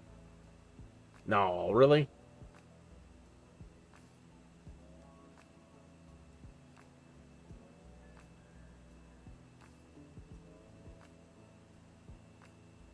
Very pretty. Okay. Yeah, Beanerville. Well, I don't know if that's how you pronounce it, but Benerville. Benner? Probably Benner, right? Yeah. And then the hotel at that river break or whatever up ahead here. There's a fancy hotel.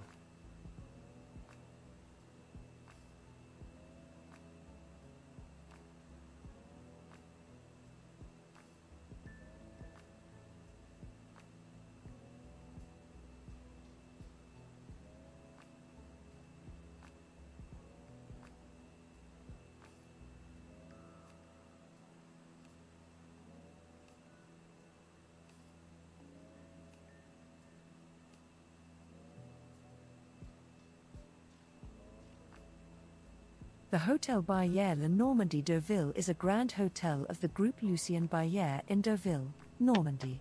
It was built as the Hotel Normandy in 1912. History.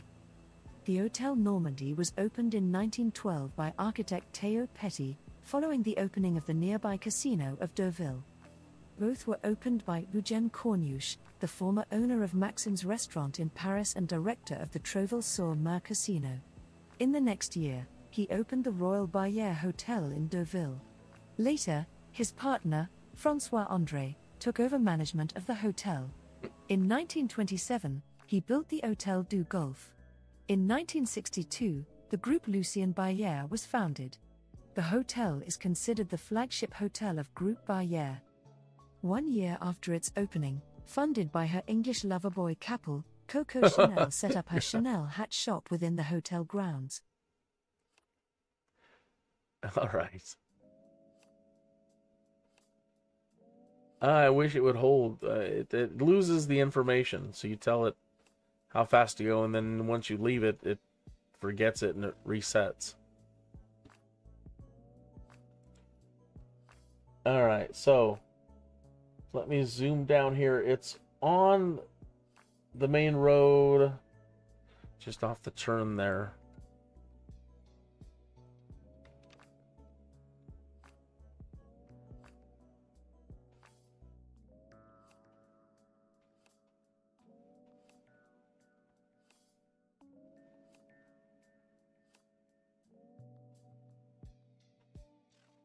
One, two, three, four, five, six.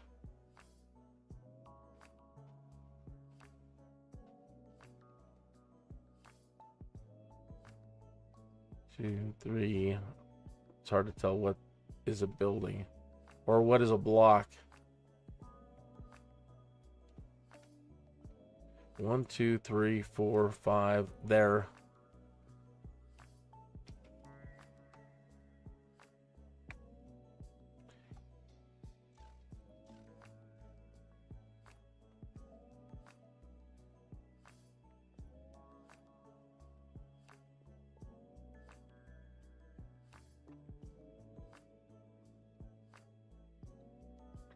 That is it, I believe. Actually, that doesn't match the roof. That almost seems a little bit... Let's look at this picture again.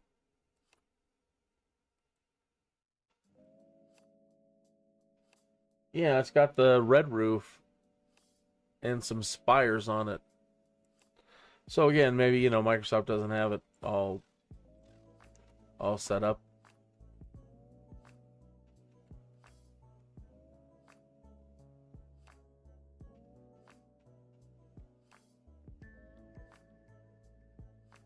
But it's right along here. I think that's supposed to be the location.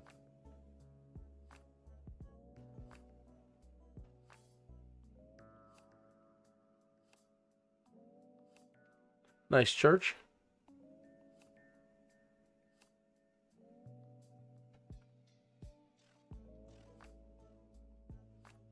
A racing track of some kind, right?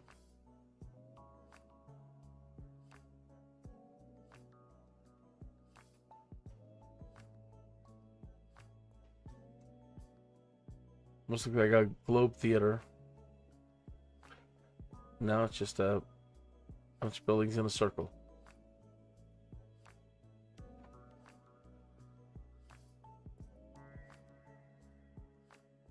Okay.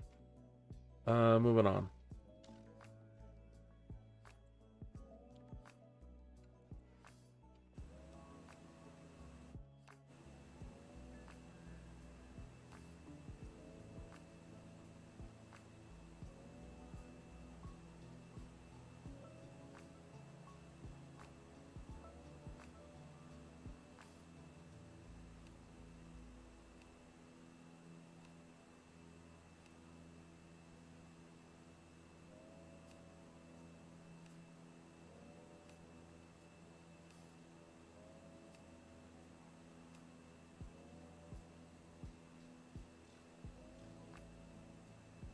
Forest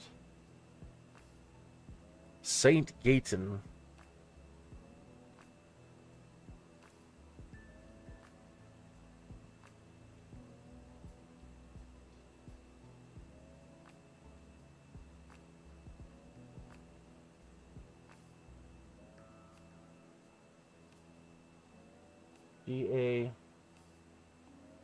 G-A-T-I-E-N.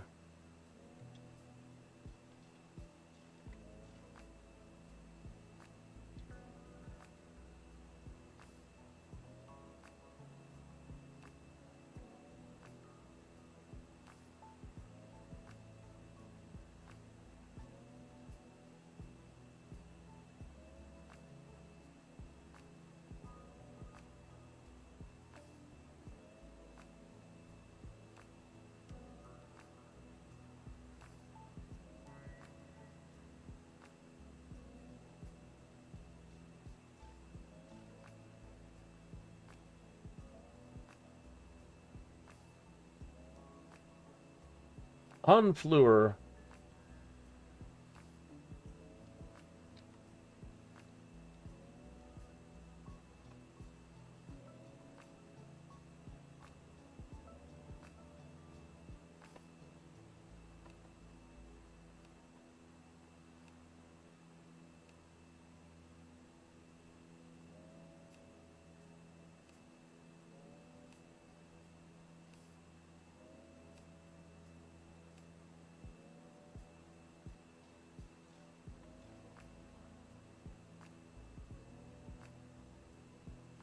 You're coming up on Honfleur right now and turning north.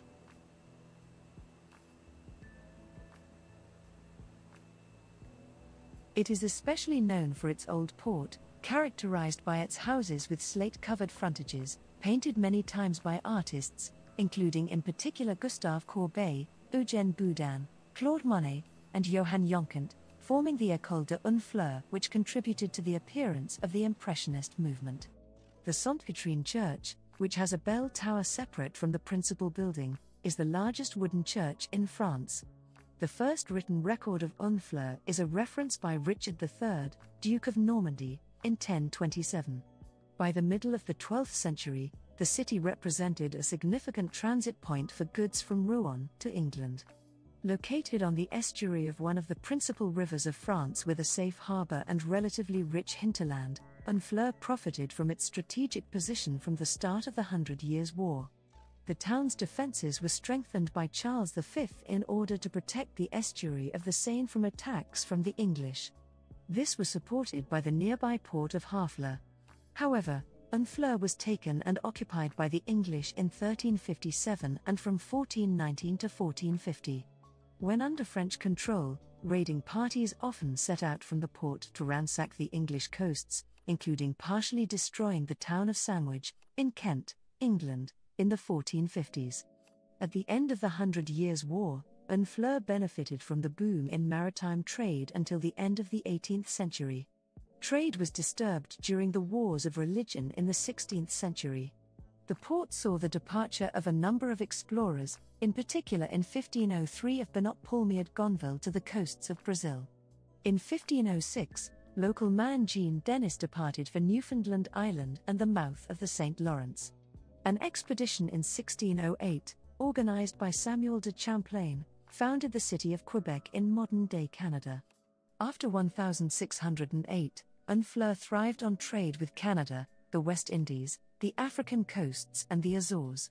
As a result, the town became one of the 5 principal ports for the slave trade in France. Oh my. During this time, the rapid growth of the town saw the demolition of its fortifications on the orders of Colbert. The wars of the French Revolution and the First Empire, and in particular the Continental Blockade, caused the ruin of Honfleur. It only partially recovered during the 19th century with the trading of wood from northern Europe. Trade was however limited by the silting up of the entrance to the port and development of the modern port at Le Havre. The port however still functions today. Honfleur was liberated together by the British Army, 19th Platoon of the 12th Devons, 6th Air Landing Brigade, the Belgian Army on the 25th of August 1944 and the Canadian Army without any combat. Yeah, right.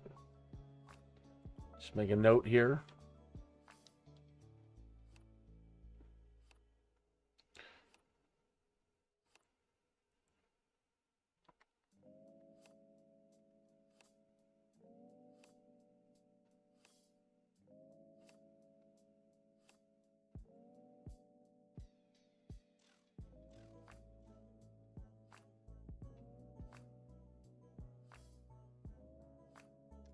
Okay.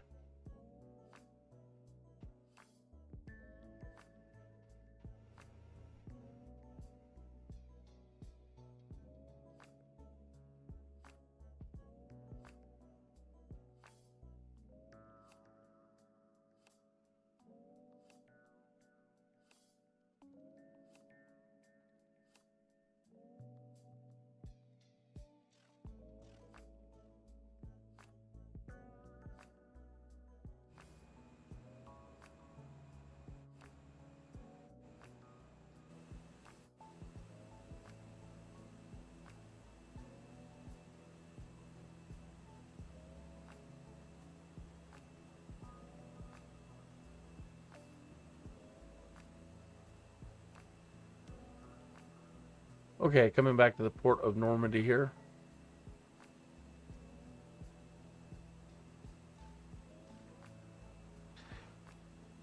In our turn north.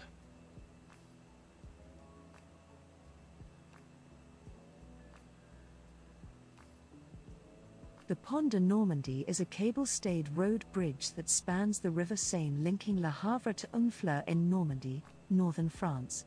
Its total length is 2,143.21 meters, 856 meters between the two piers. It is also the last bridge to cross the Seine before it empties into the ocean. Despite being a motorway toll bridge, there is a footpath as well as a narrow cycle lane in each direction, allowing pedestrians and cyclists to cross the bridge free of charge.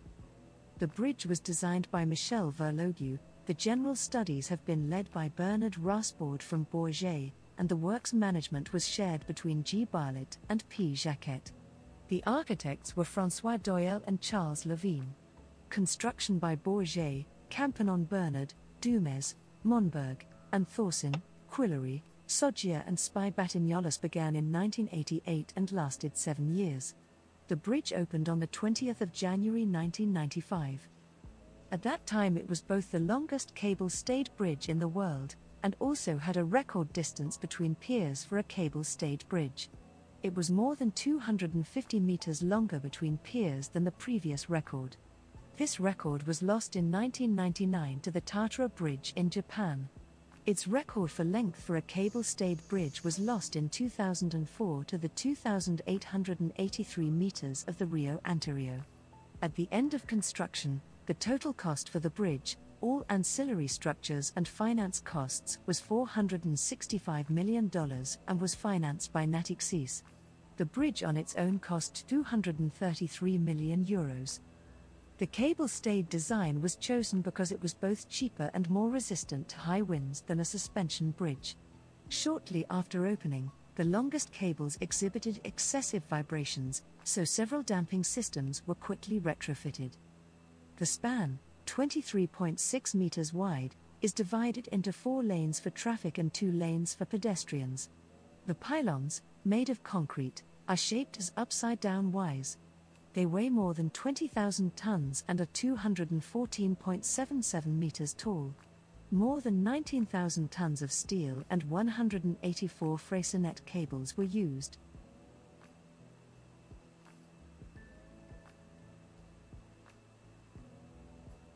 Yeah, all right, just got a small little hop up north, and then we turn to the west.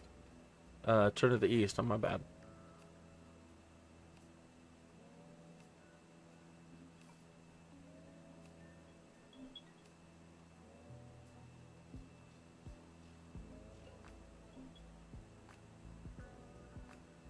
Hi, honey, can't talk.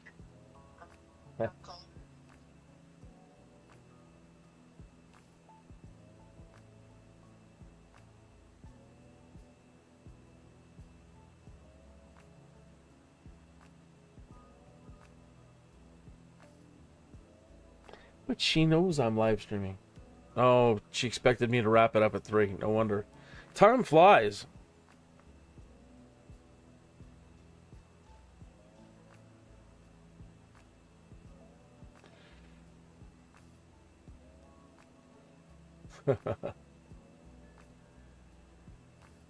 I'll have to edit that part out.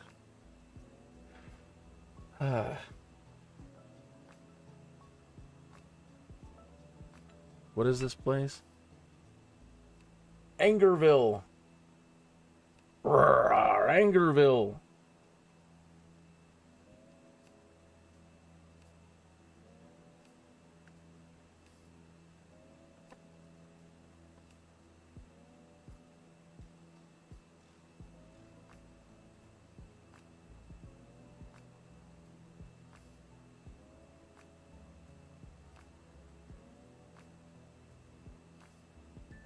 $17,000 at the end of this run.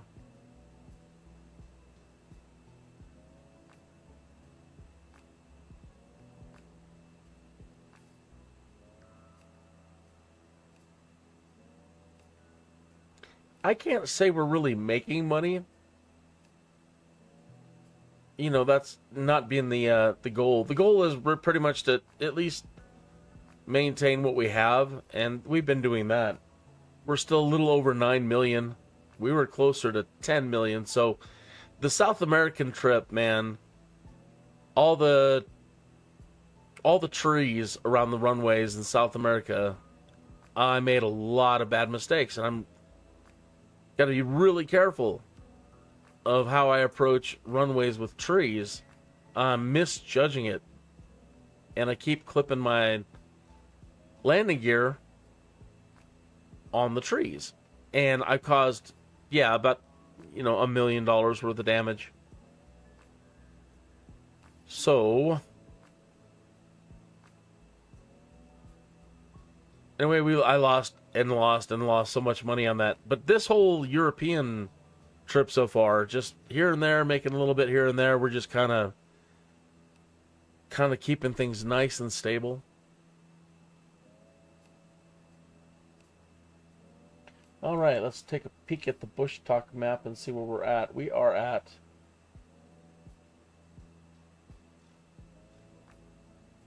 coming up. Oh, well, we have quick talk. All right, well, I'll note it. What is it? 208 on 208.10.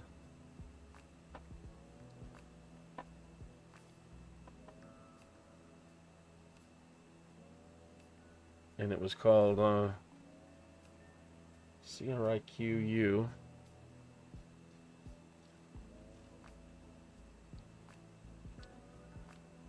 E-Talk.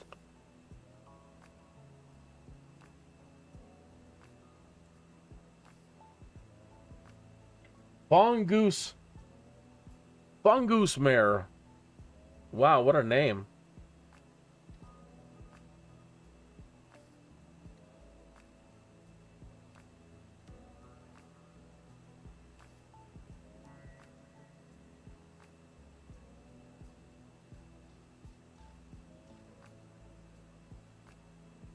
I'm not kidding, that's the name. Look at this. Longues-sur-Mer. Or is this where we make our turn?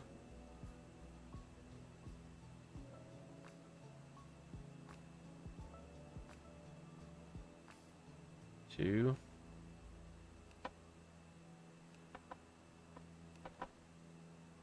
At Longues-sur-Mer.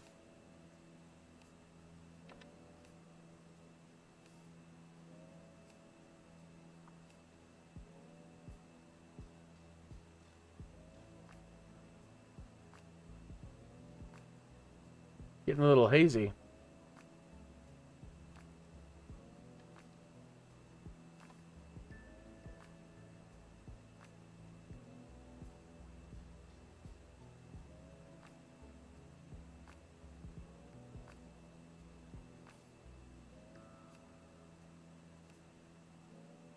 Yeah, I think those pins should be variable. They should come up to where you're at so you can read them better.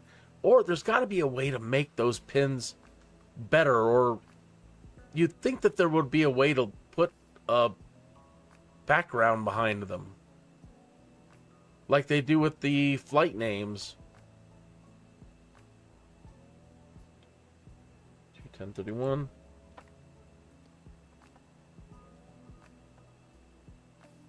And it is called Querqueville. And then they vanish so quick they don't stay. I mean, what's triggering the distance on those? Some of these on the side I haven't been getting any reading on at all right when we travel over them.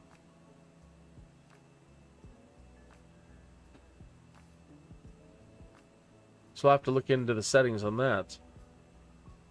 I apologize for so long if I haven't had, like, the city markers on.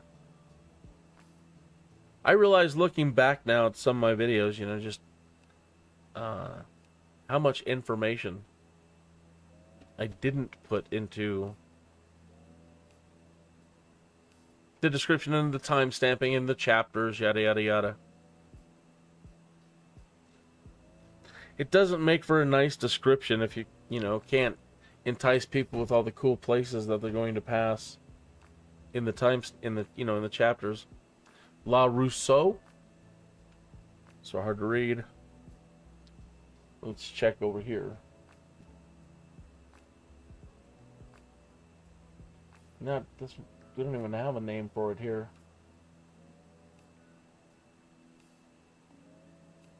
So weird. We get names in here that don't match the names over here.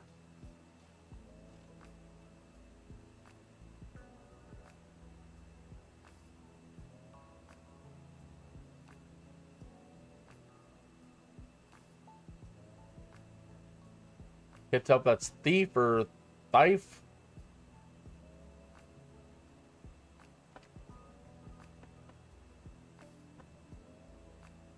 Theet.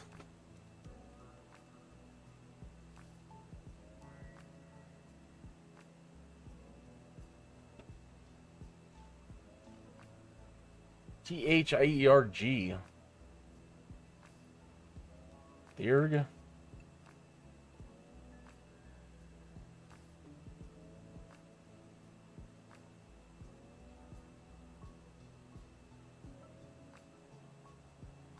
Querqueville, something like that.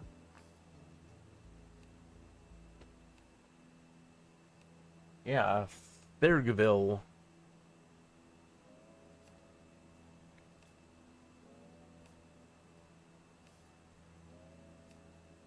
Almost sounds like Scandinavian.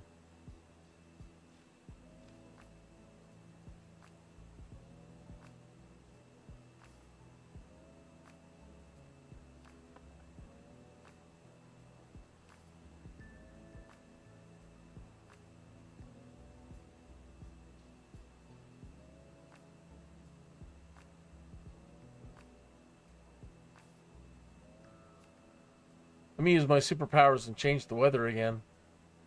Not fun sightseeing when you can't see anything.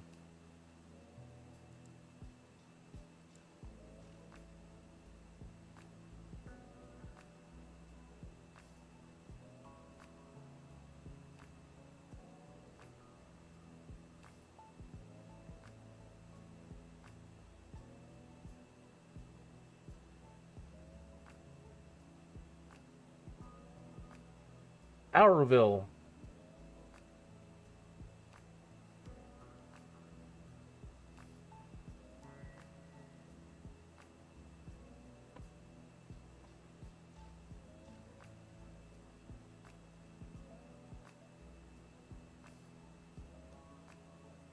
Hourville and the Chipmunks. Hourville!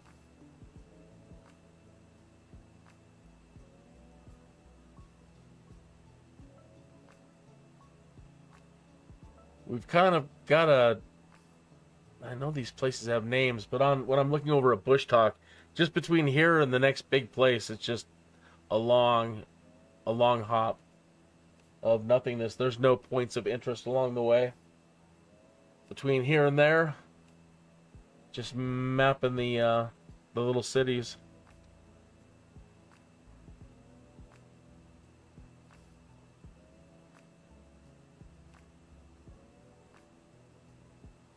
O-H-E, or?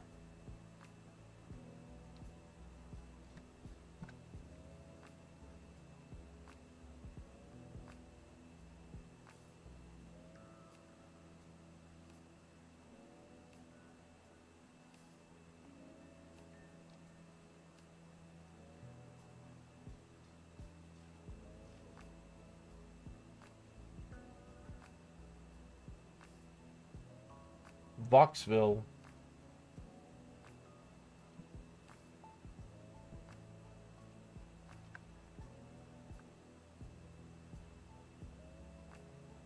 It's kind of a neat name. That sounds like an 80s band for sure.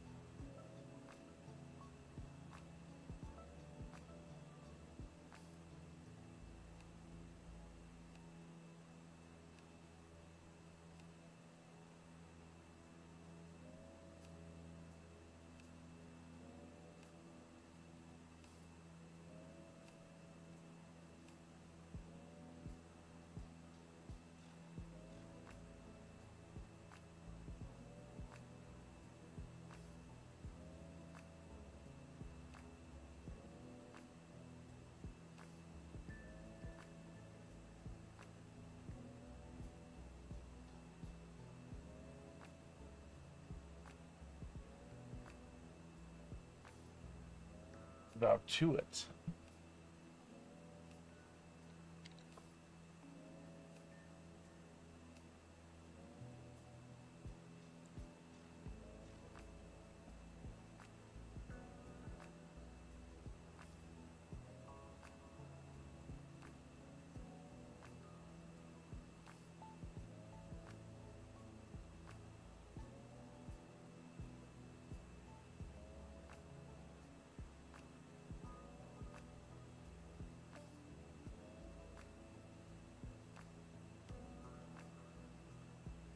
Benningsville,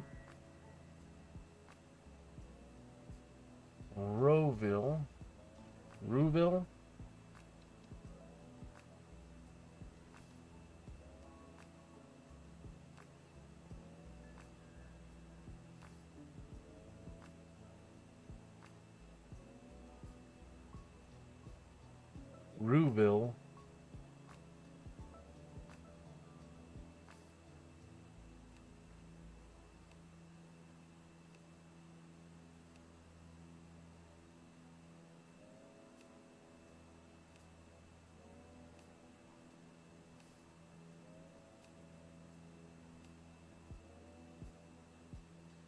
let's check our flight plan.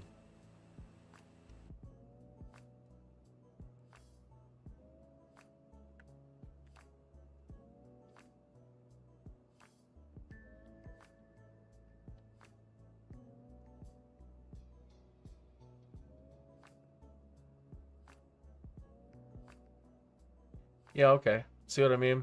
Between here and there, just this long stretch. Really nothing in between.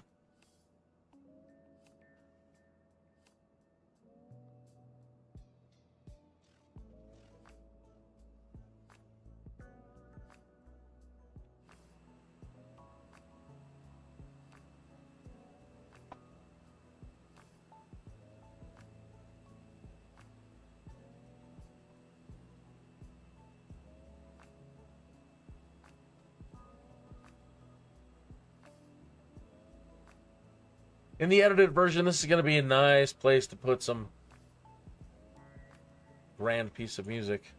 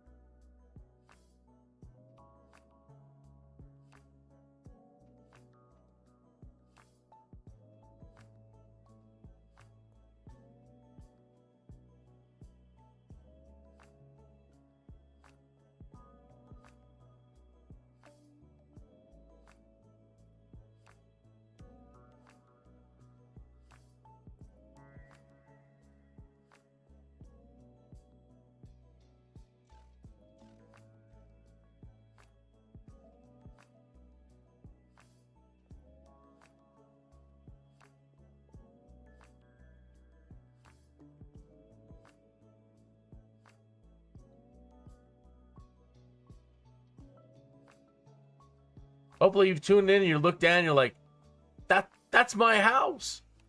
That's my house. Cool. Hey, if you want me to ever find your just fly over your house or make an activity of it, fly around your town, whatever, please don't hesitate to ask. I need ideas all the time. So that would be cool. So if you have an interest in saying anything in particular, or again, any place you want me to go, just let me know. A couple people popped in like, hey, could you go over here? I hadn't planned it, but yeah, why not?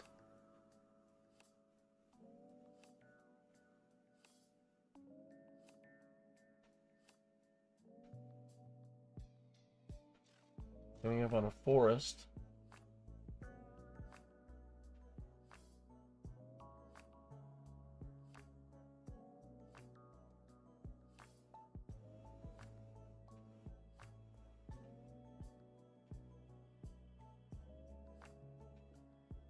St. Crespin.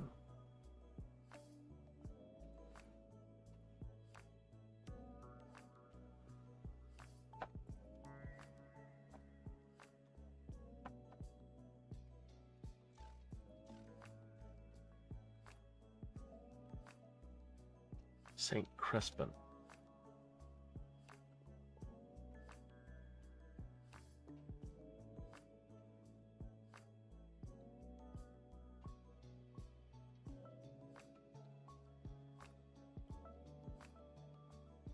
Mooch Dent.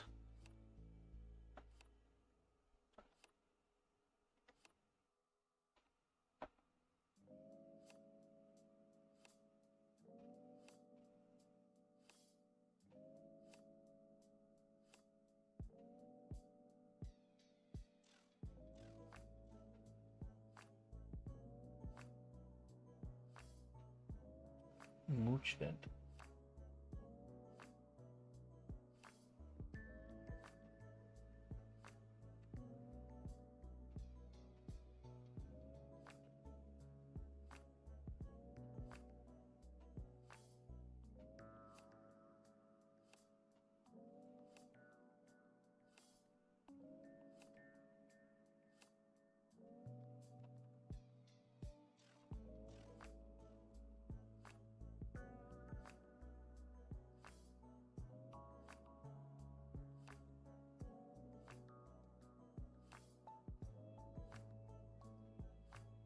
Mooch Dent yet?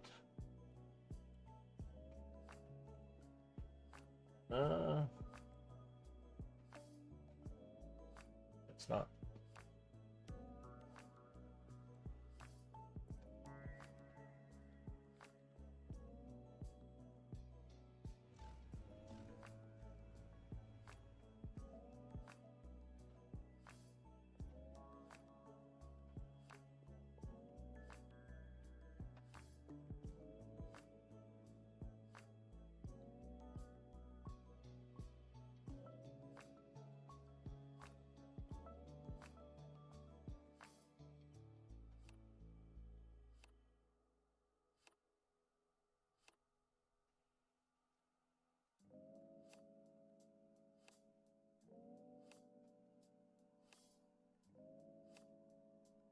The Grand Venters. I wonder what they mean by venters. Like we mean venters? Probably not. It's a place where they stick all the people that are the best at venting. They just put them out in the middle of the field and they let them scream their head off. He's the best at venting. He just lets it all out. Same with her. She's so good. Just look at her out there screaming her little head off. What a venter. Le Grand Venteer, even. It's a nice little ridge.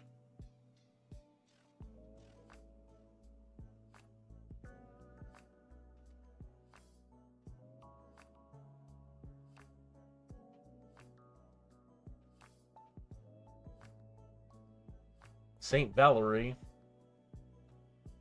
Osmoy.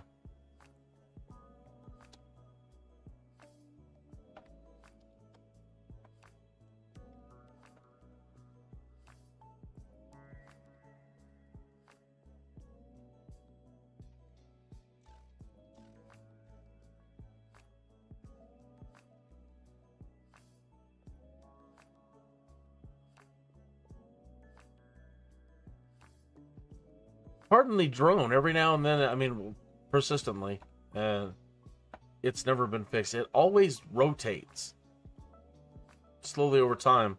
So if I were to just leave it here and walk away from the computer, after a while, we'd end up like that. It just keeps rotating slowly, and I'm not really sure why, or never been able to figure out how to turn it off, stop it from doing it.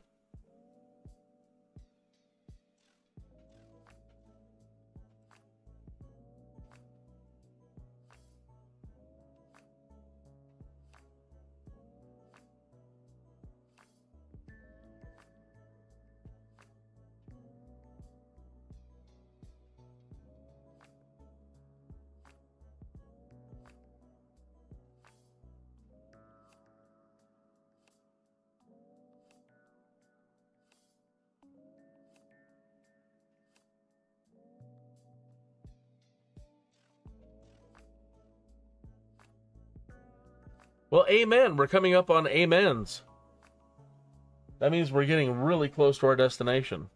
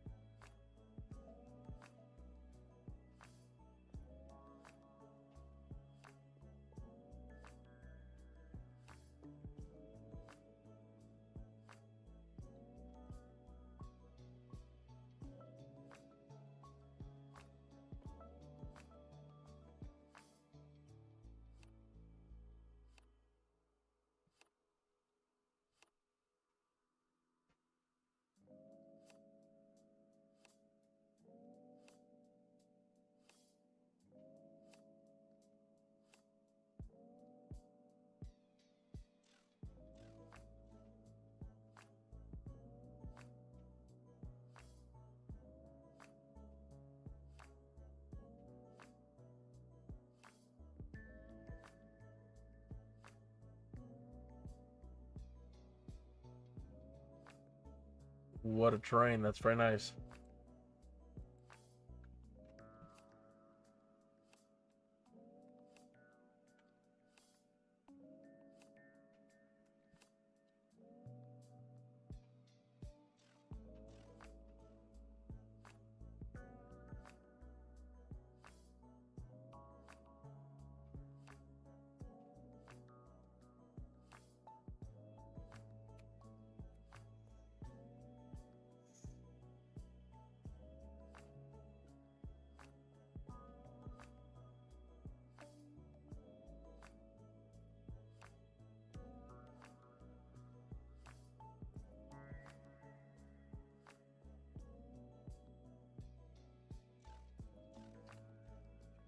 I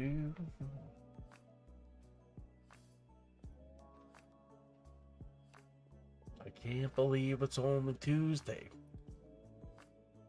Yeah, I've been working my tail off. Hours and hours and hours and hours trying to download and re-upload these live stream episodes for a policy error, a policy misunderstanding on my part. And I found myself in some hot water with YouTube, and I've really got to get a grip on understanding their policy and not make those kind of mistakes. But it's requiring that I download the live streams and re-upload them.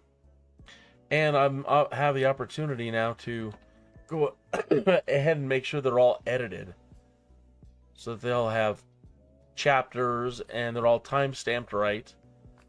And it allows me to trim them down. I would like to get every edited episode down to at least 30 minutes. And I failed on a couple, 36 minutes here.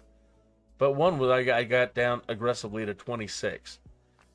And it may sound like, how are you going to do that, man? You know, by squeezing time, you know, speeding up video. So either cutting stuff out that's frivolous or squeezing video, but I get to add music and I get to add graphics and I get to add text and I get to enhance the live stream and make it its own new little thing. So I'm having a lot of fun doing that. I've done a couple, and you might want to check out the channel for that. It's in the same playlist as the Skydude episodes. It's just the edited folder. But I think the edited ones in the long run, you know, these can be kind of long, and I kind of ramble, and we go here and there, and you know me. And I can see how a lot of people wouldn't be into that, you know, watching 2 hour, 3 hours. But these 30-minute ones aren't so bad, and you still get all your little history in there and all the Bush Talk audios in there. Fancy new graphics, effects, transitions. Anyway, I'm really enjoying it. Really, really. Where are we? We are... Did we make it to Amiens yet? St. Martin.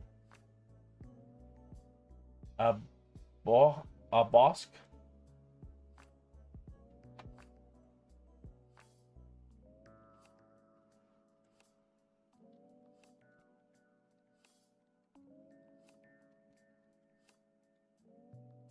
USC.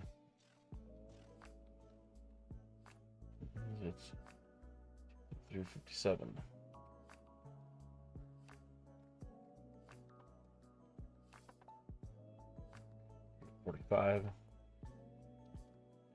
Okay, where are you, Amiens?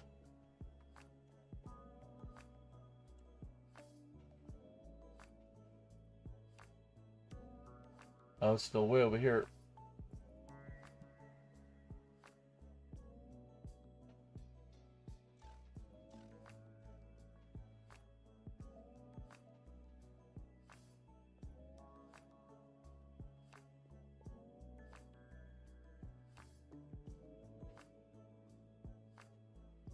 No matter, just enjoying the view. I mean, they've got the farming thing down, don't they? Not only is it practical, it's just darn pretty.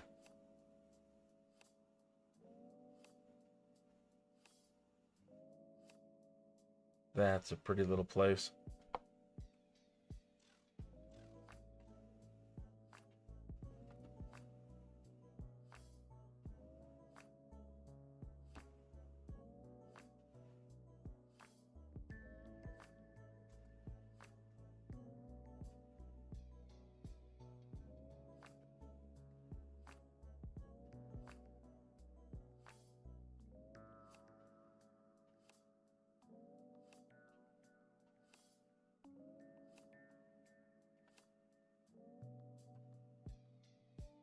Castle.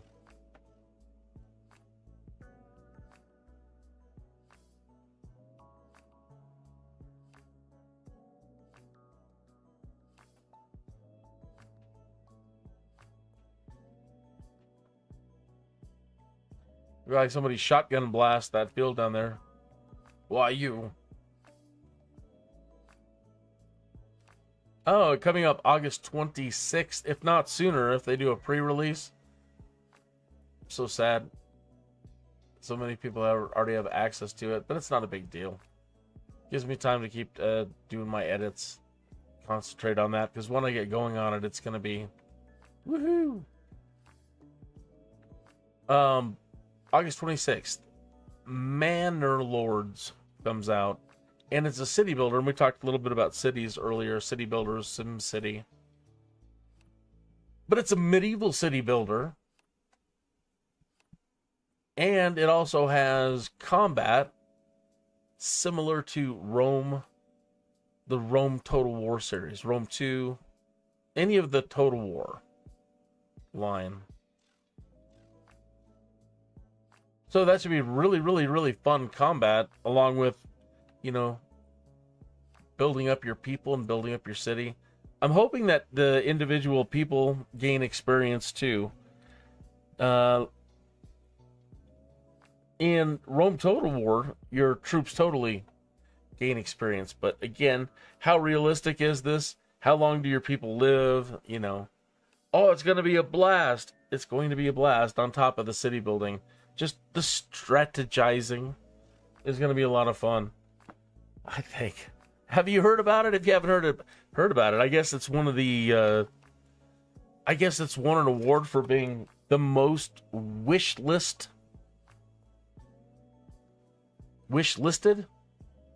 games ever, which goes to show people like the original creators of the Total War series, Creative Assembly. When the studios fail to deliver what the people what they want, along comes somebody who does.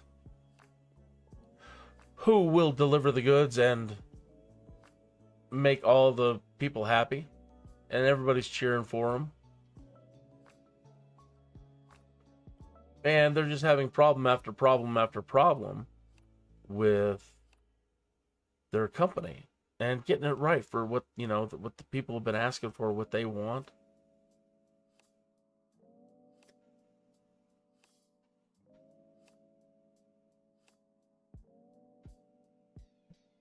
I don't know. All I know is that I just want another Rome Total War. They make a lot of other ones, the Pharaoh and Troy and Warhammer and blah blah blah and the Five Kingdoms, and I just really want a new Rome 3 Total War with all brand new graphics. That's the biggest thing for me right off the bat. Because all the other game mechanic stuff, yeah. All the game mechanic stuff that people want. But on top of that, 2025 graphics. 2024, 2025, 2026 graphics. Because it's not even on the horizon yet. So by unless they are really rushing it, 2025, 2026... the 4090s will already be old news. Everybody can get one. Everybody can have good graphics. So come on, folks. Same with Maxes. Please get your house in order.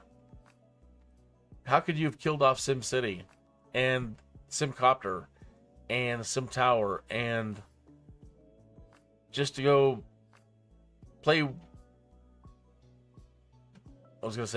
Buy yourselves and just run off with the Sims and be all goofy with the Sims. And it's cool you've been all goofy with the Sims and that the Sims is uber fantastic still and doing great. Everybody loves the Sims, of course, right? But they come from our neighborhood. They come from our cities. So I'm an old schooler SimCity person. So we were here first, and they've killed our favorite part of Max's. So we've been begging them to bring it back and finally put the Sims where they belong, in our cities. Would they let us please get our cities back and our SimCopter back and our Streets of SimCity back, and then give us our Sims back to put in our creations as intended? You know how bad it sucks to know that we used to be able to do that?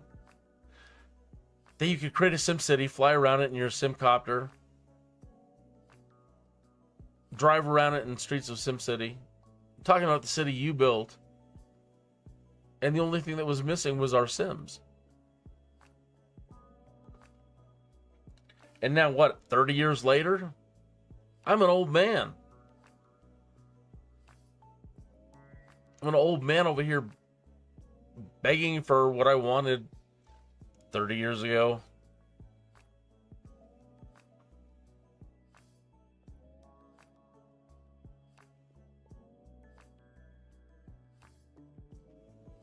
That little stretch of a deep green plot right below us right there, it reminds me of a heated blanket, right? It's a nice, comfortable, heated blanket.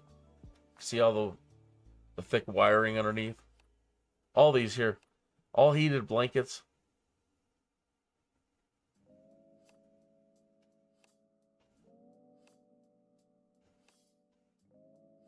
Just giant swaths of heated blankets for Mother Earth. She's got a sore back over here, so we're all on it. Yeah, we got you.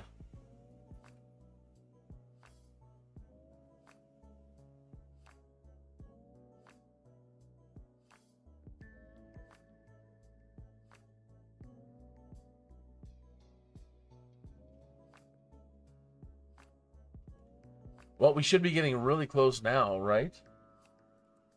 With all that talking I've just done, we should have killed some miles. All right, we're here pretty much. We're on the outskirts of Amiens. A-M-I-E-N-S. Mark the time here. 2:43:02.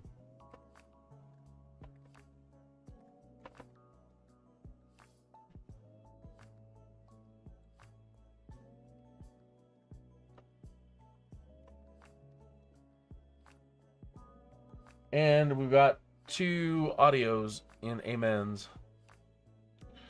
Oh, you son of a gun. Text document. Give me fits.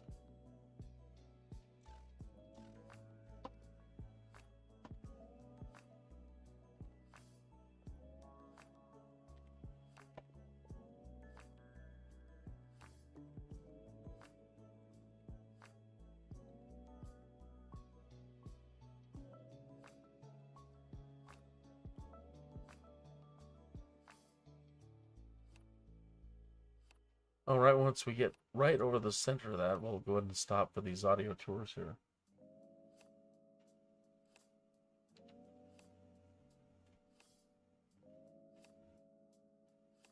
Pretty place. Nice field, nice buildings.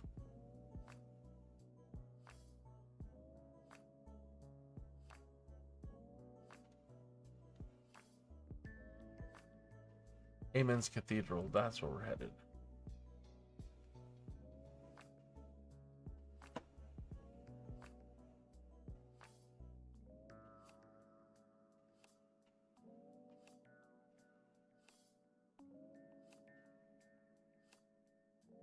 The Cathedral Basilica of Our Lady of Amiens, or simply Amiens Cathedral, is a Roman Catholic church.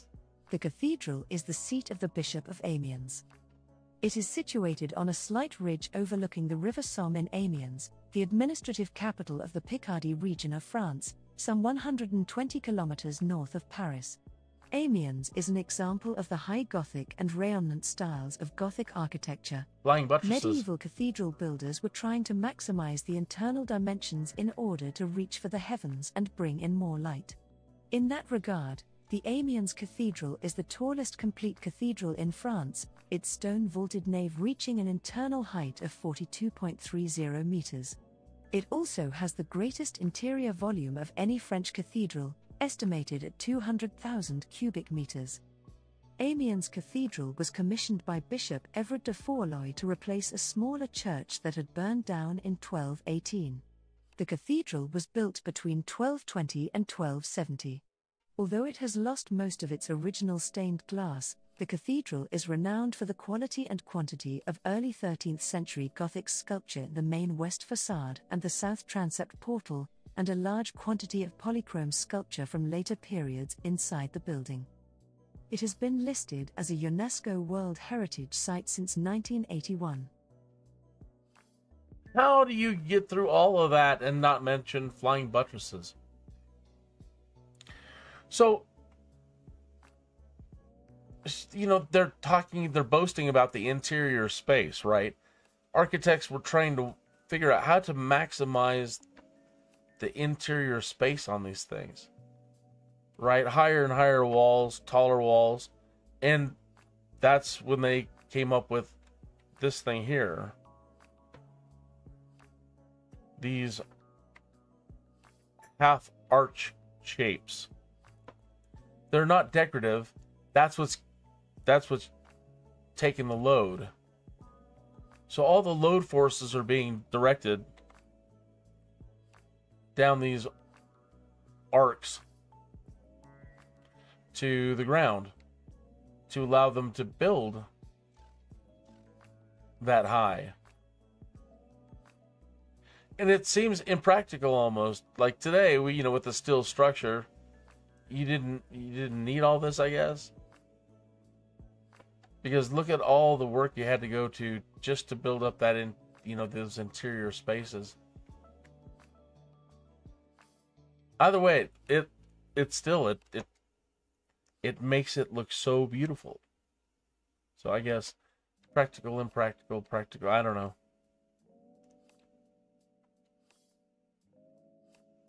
Because you sure use up a lot of space trying to make space. Okay.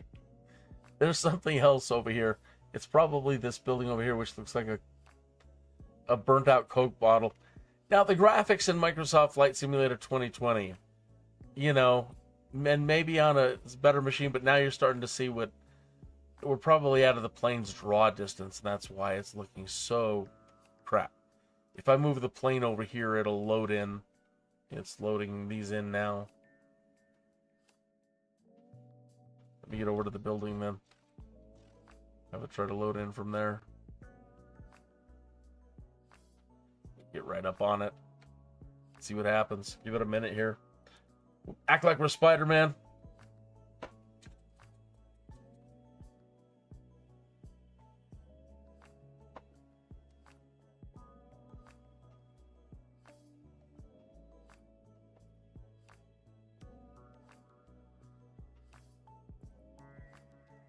I was saying Amiens. Amiens? Yeah, and I think the next audio is just what we're on top of right now. Yep. Tour Perret is a 29-story, 110 meters residential skyscraper in Amiens, France.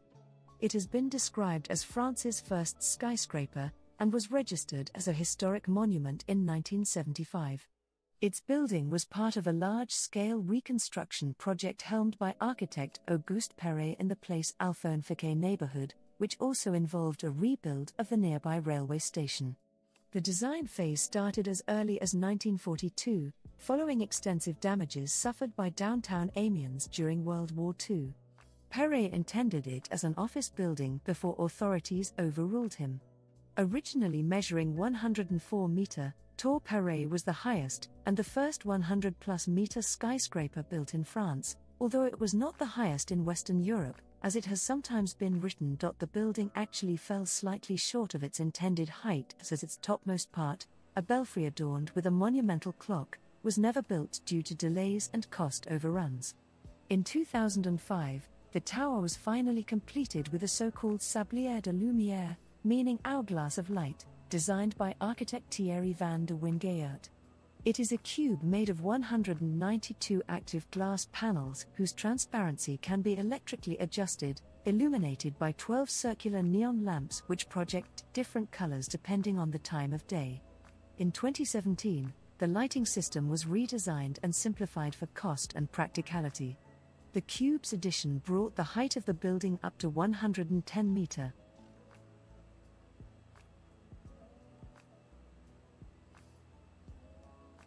Shit. She almost sounded like she had an Asian accent there at the end.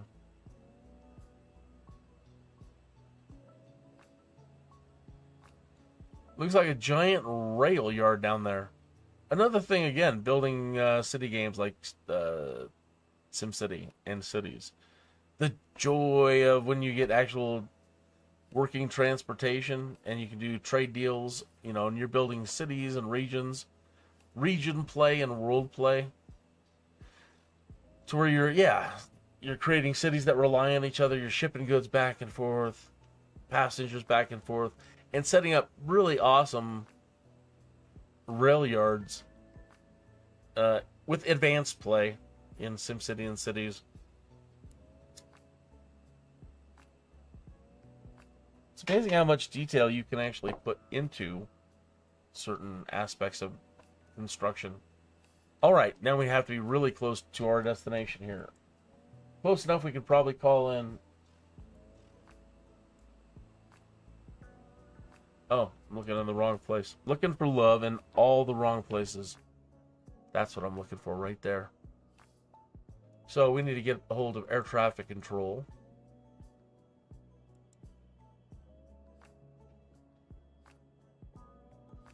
Peron St. Quentin. And the wind, let's take a look at the wind here. We have a 2-knot wind blowing from the west.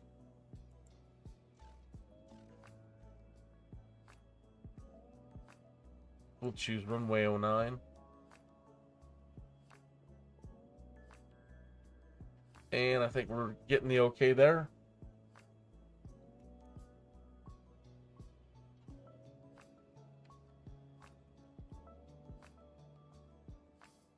All right.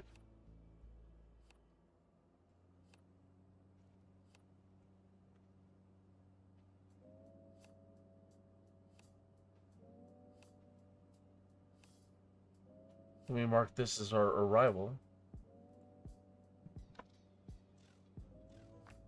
253. 53.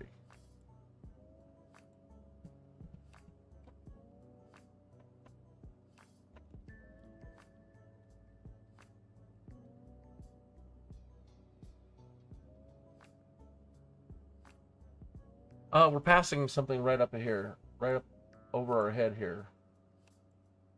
Richthofen, the son of a Prussian nobleman, switched from the German army to the Imperial Air Service in 1915. By 1916, he was terrorizing the skies over the Western Front in an Albatros biplane, downing 15 enemy planes by the end of the year, including one piloted by British flying ace Major Leno Hawker. In 1917, Richthofen surpassed all flying ace records on both sides of the Western Front and began using a Fokker triplane, painted entirely red in tribute to his old cavalry regiment. Although only used during the last 8 months of his career, it was this aircraft with which Richthofen was most commonly associated and that led his nickname the Red Baron. On April 21, 1918, with 80 victories under his belt, Richthofen led his squadron of triplanes deep into Allied territory in France on a search for British observation aircraft. The flight drew the attention of an Allied squadron led by Canadian Air Force pilot Captain Arthur Roy Brown. As Richthofen pursued a plane piloted by Brown's compatriot, Wilfrid May, the Red Baron ventured too far into enemy territory and too low to the ground. 2 miles behind the Allied lines, just as Brown caught up with Richthofen and fired on him, the chase passed over an Australian machine gun battery, whose rifleman opened fire. Richthofen was hit in the torso, though he managed to land his plane alongside the road from Corby to Bray, near Sailly-le-Sac. He was dead by the time Australian troops reached him. The area where the Red Baron was shot down.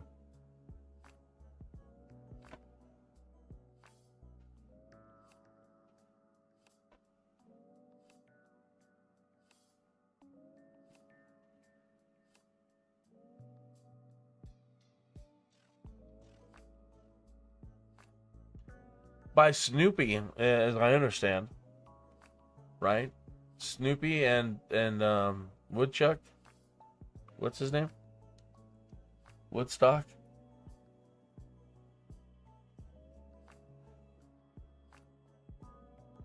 Well, that's the history as I know it. It was Snoopy and Woodstock that shot down the Red Baron.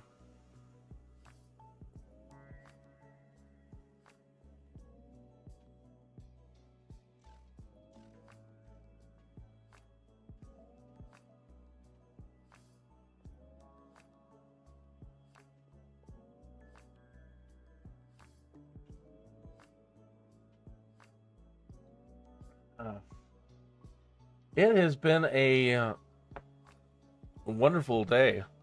So the only thing that I failed on today, I had the luxury this morning to come in early and really get things set up, get the flight job going, and get the flight plan mapped out, and had all the places and the routes pretty much listed in my notepad, and all I had to do was keep time to try to save me a whole headache editing later.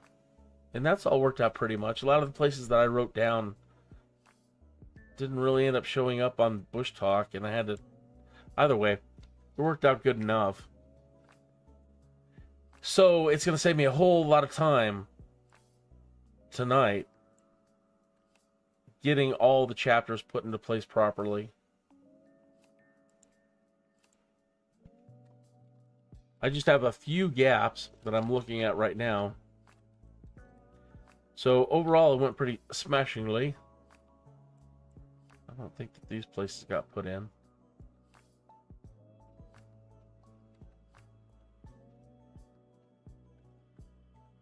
The only place I really missed a time on, stamp on, was Swords Beach.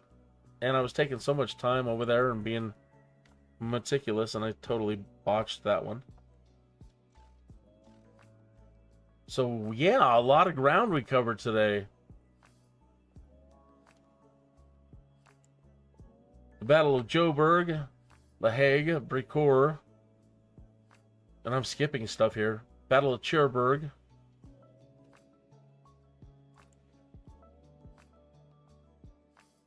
Verdigatville, Utah Beach, Bricourt Manor, St. Pierre Église, Carantan, Tocqueville, Valkenville, Levisel, St. Vast, Ogbert, the action of 15th November 1810. Didn't get timestamp on these, cut those out.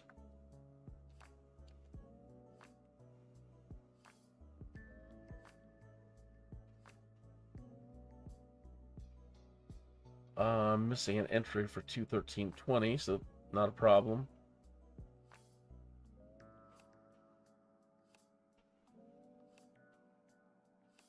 Could mark this place right here. We haven't made a stamp in a while. 25917.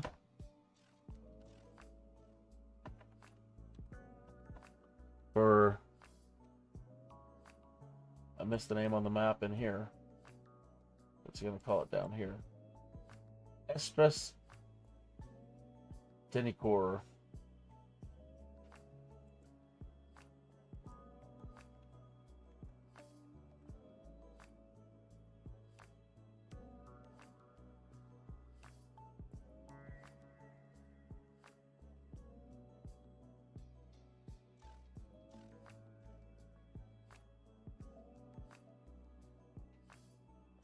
Pillars Carbonel.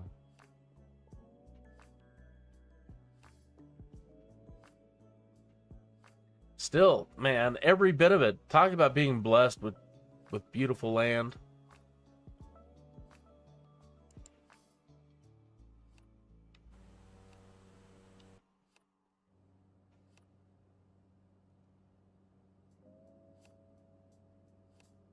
Surprised we haven't gotten anything. Hold short.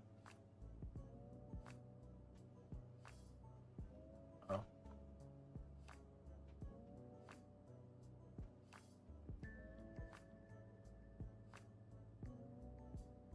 Six miles.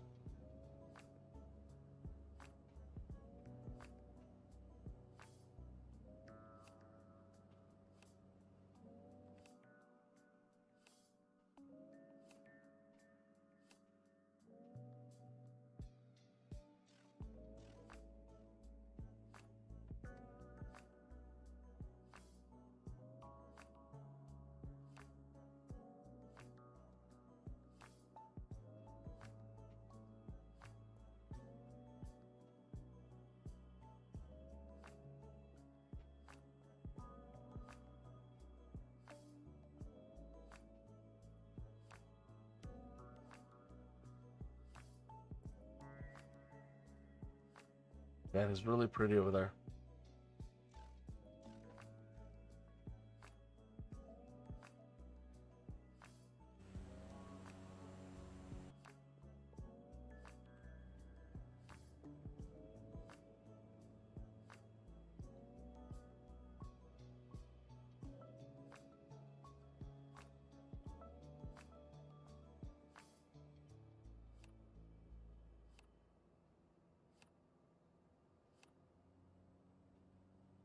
Put on your seatbelt. Hang on to something. We're coming down.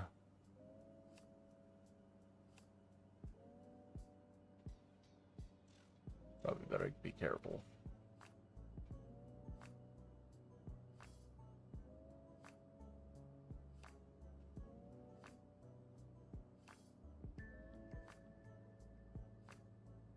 Rip a flap off.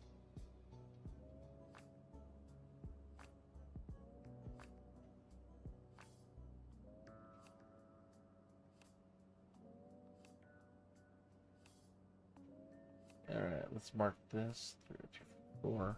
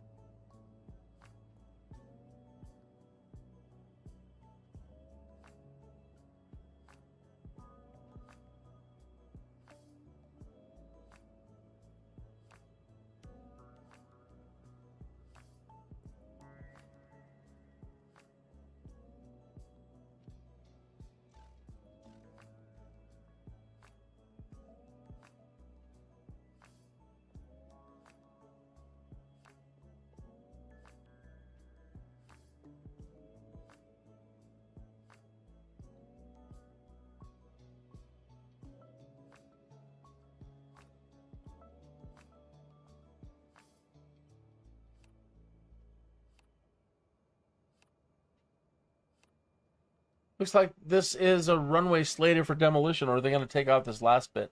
You see the X's on the runway? It doesn't mean marks the spot. It means this runway is going to be demolished. And they really probably don't want you landing on it. So look for the next area up ahead here. Threshold here.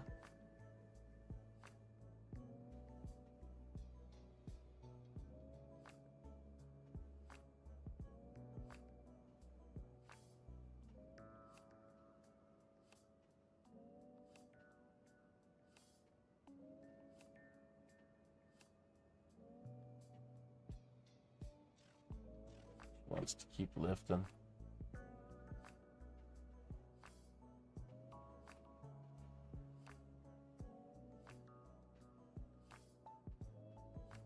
Come on. Nicely done, pilot. Make your way to parking via the taxiway. Taxi to parking and shut down your engine.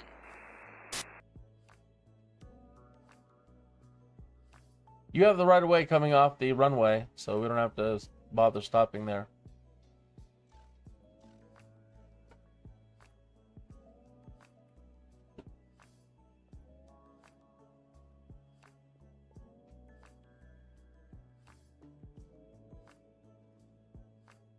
And we'll just park over here in the field. This is where we will set up camp for the night.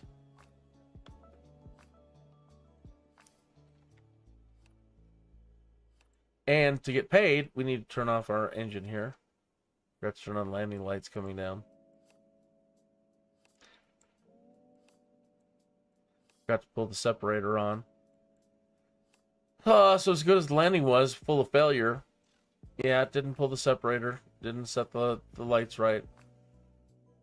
But anyway, the plane is officially shut down. So now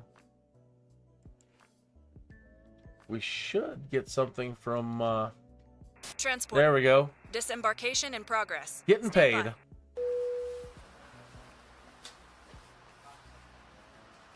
And after that, we're ending the show.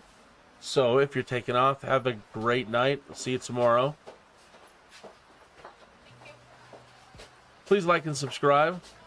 And look for the edited versions. I think you'll get a kick out of them. All right.